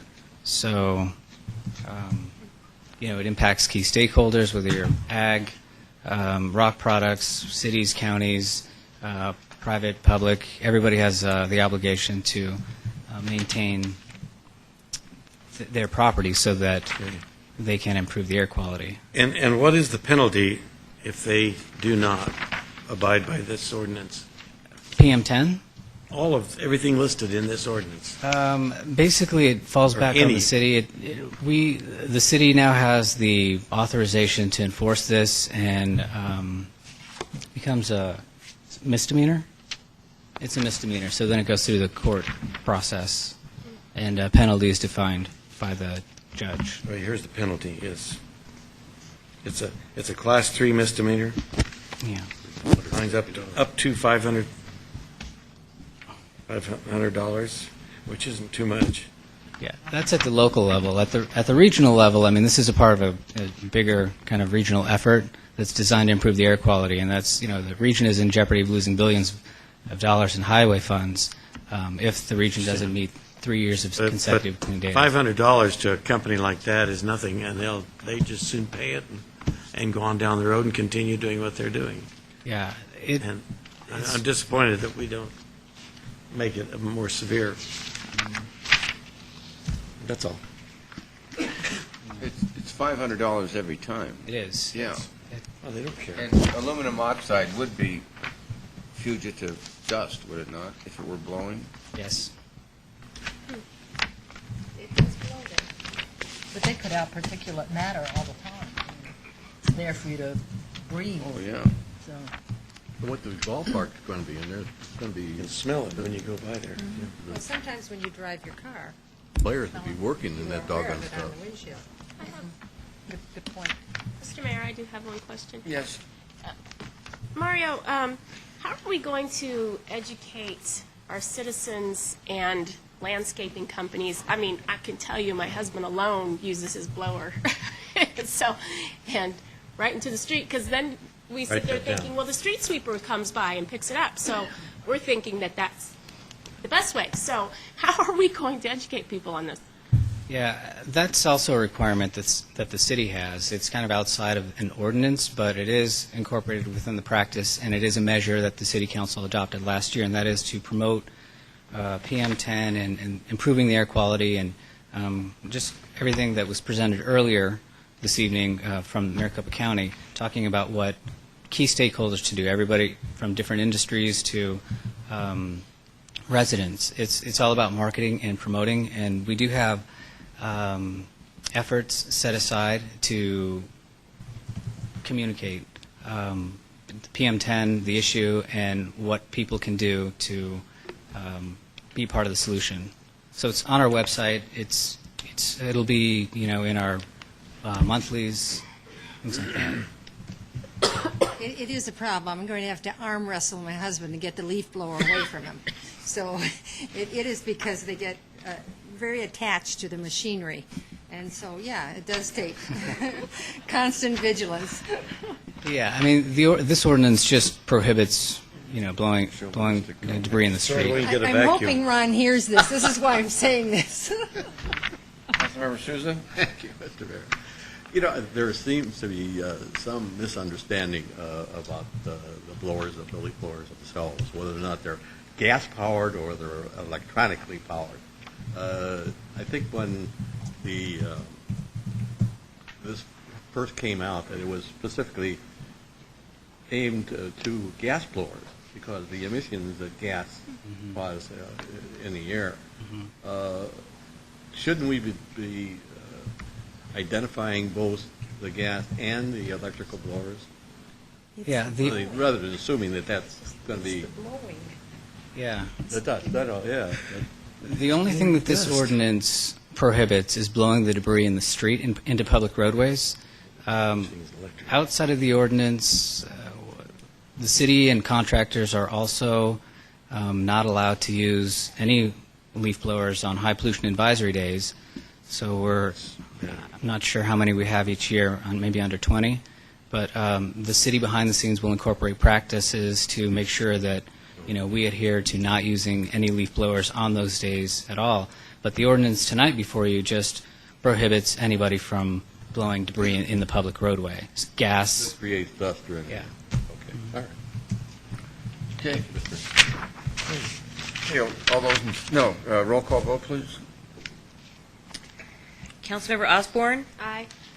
Councilmember Sousa? Aye. Councilmember Cavalier? Aye. Councilmember Lord? Aye. Councilmember Holland? Aye. Mayor Kavanaugh? Aye. Passes 6-0.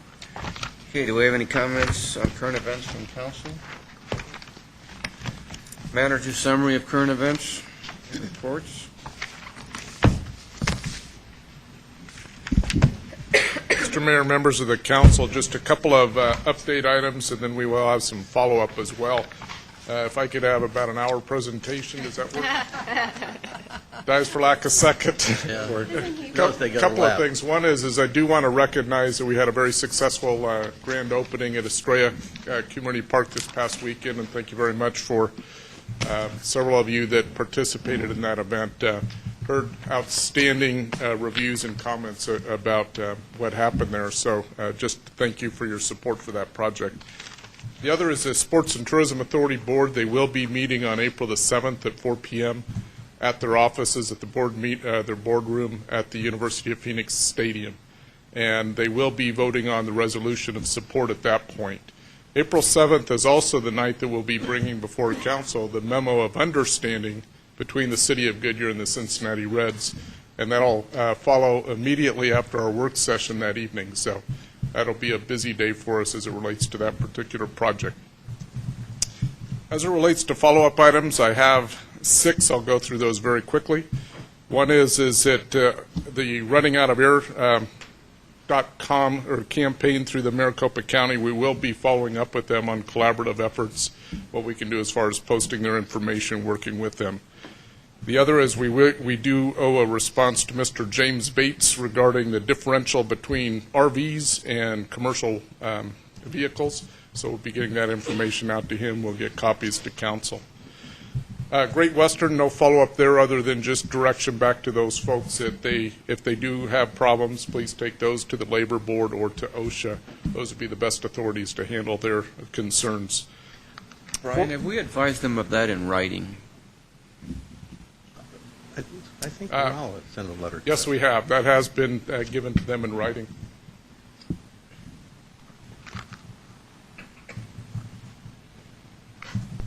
Mayor Council, we have numerous times through email, and they haven't provided me with any addresses to forward a certified letter, so it's been mostly by email. Mr. Mayor, I have a question relative to this. Sir. How often do we have to listen to these individuals? This is the third time around now. Is this going to happen at every council meeting? Probably. I know it's freedom of speech. They keep coming back. I do think a formal certified letter is appropriate here. So we go on record officially. Because I think that's the problem. Because your action is the correct action. We need to. Sure. Do you agree? Document that? Yes, please. Okay, we'll do so. Thank you, Mr. Varela. Just to finish up, we also have Van Buren Road improvements. We'll be talking about, that's west of Estrella Parkway, bringing back to council the options that would be available to try and accelerate any construction of that or improvements of Van Buren. The fifth follow-up items are reasons why there's cost-cutting that are hitting some of our community events. Specifically the spring fling with the Easter egg hunt, but I think that also goes on into all community events that we've had in the past. And then the last one, I just wanted to make sure, I think I received direction, management received direction on renegotiating the YMCA contract, but I want to make sure that that was the council's edict there or direction there. I think it was the in-kind. We didn't talk about renegotiation.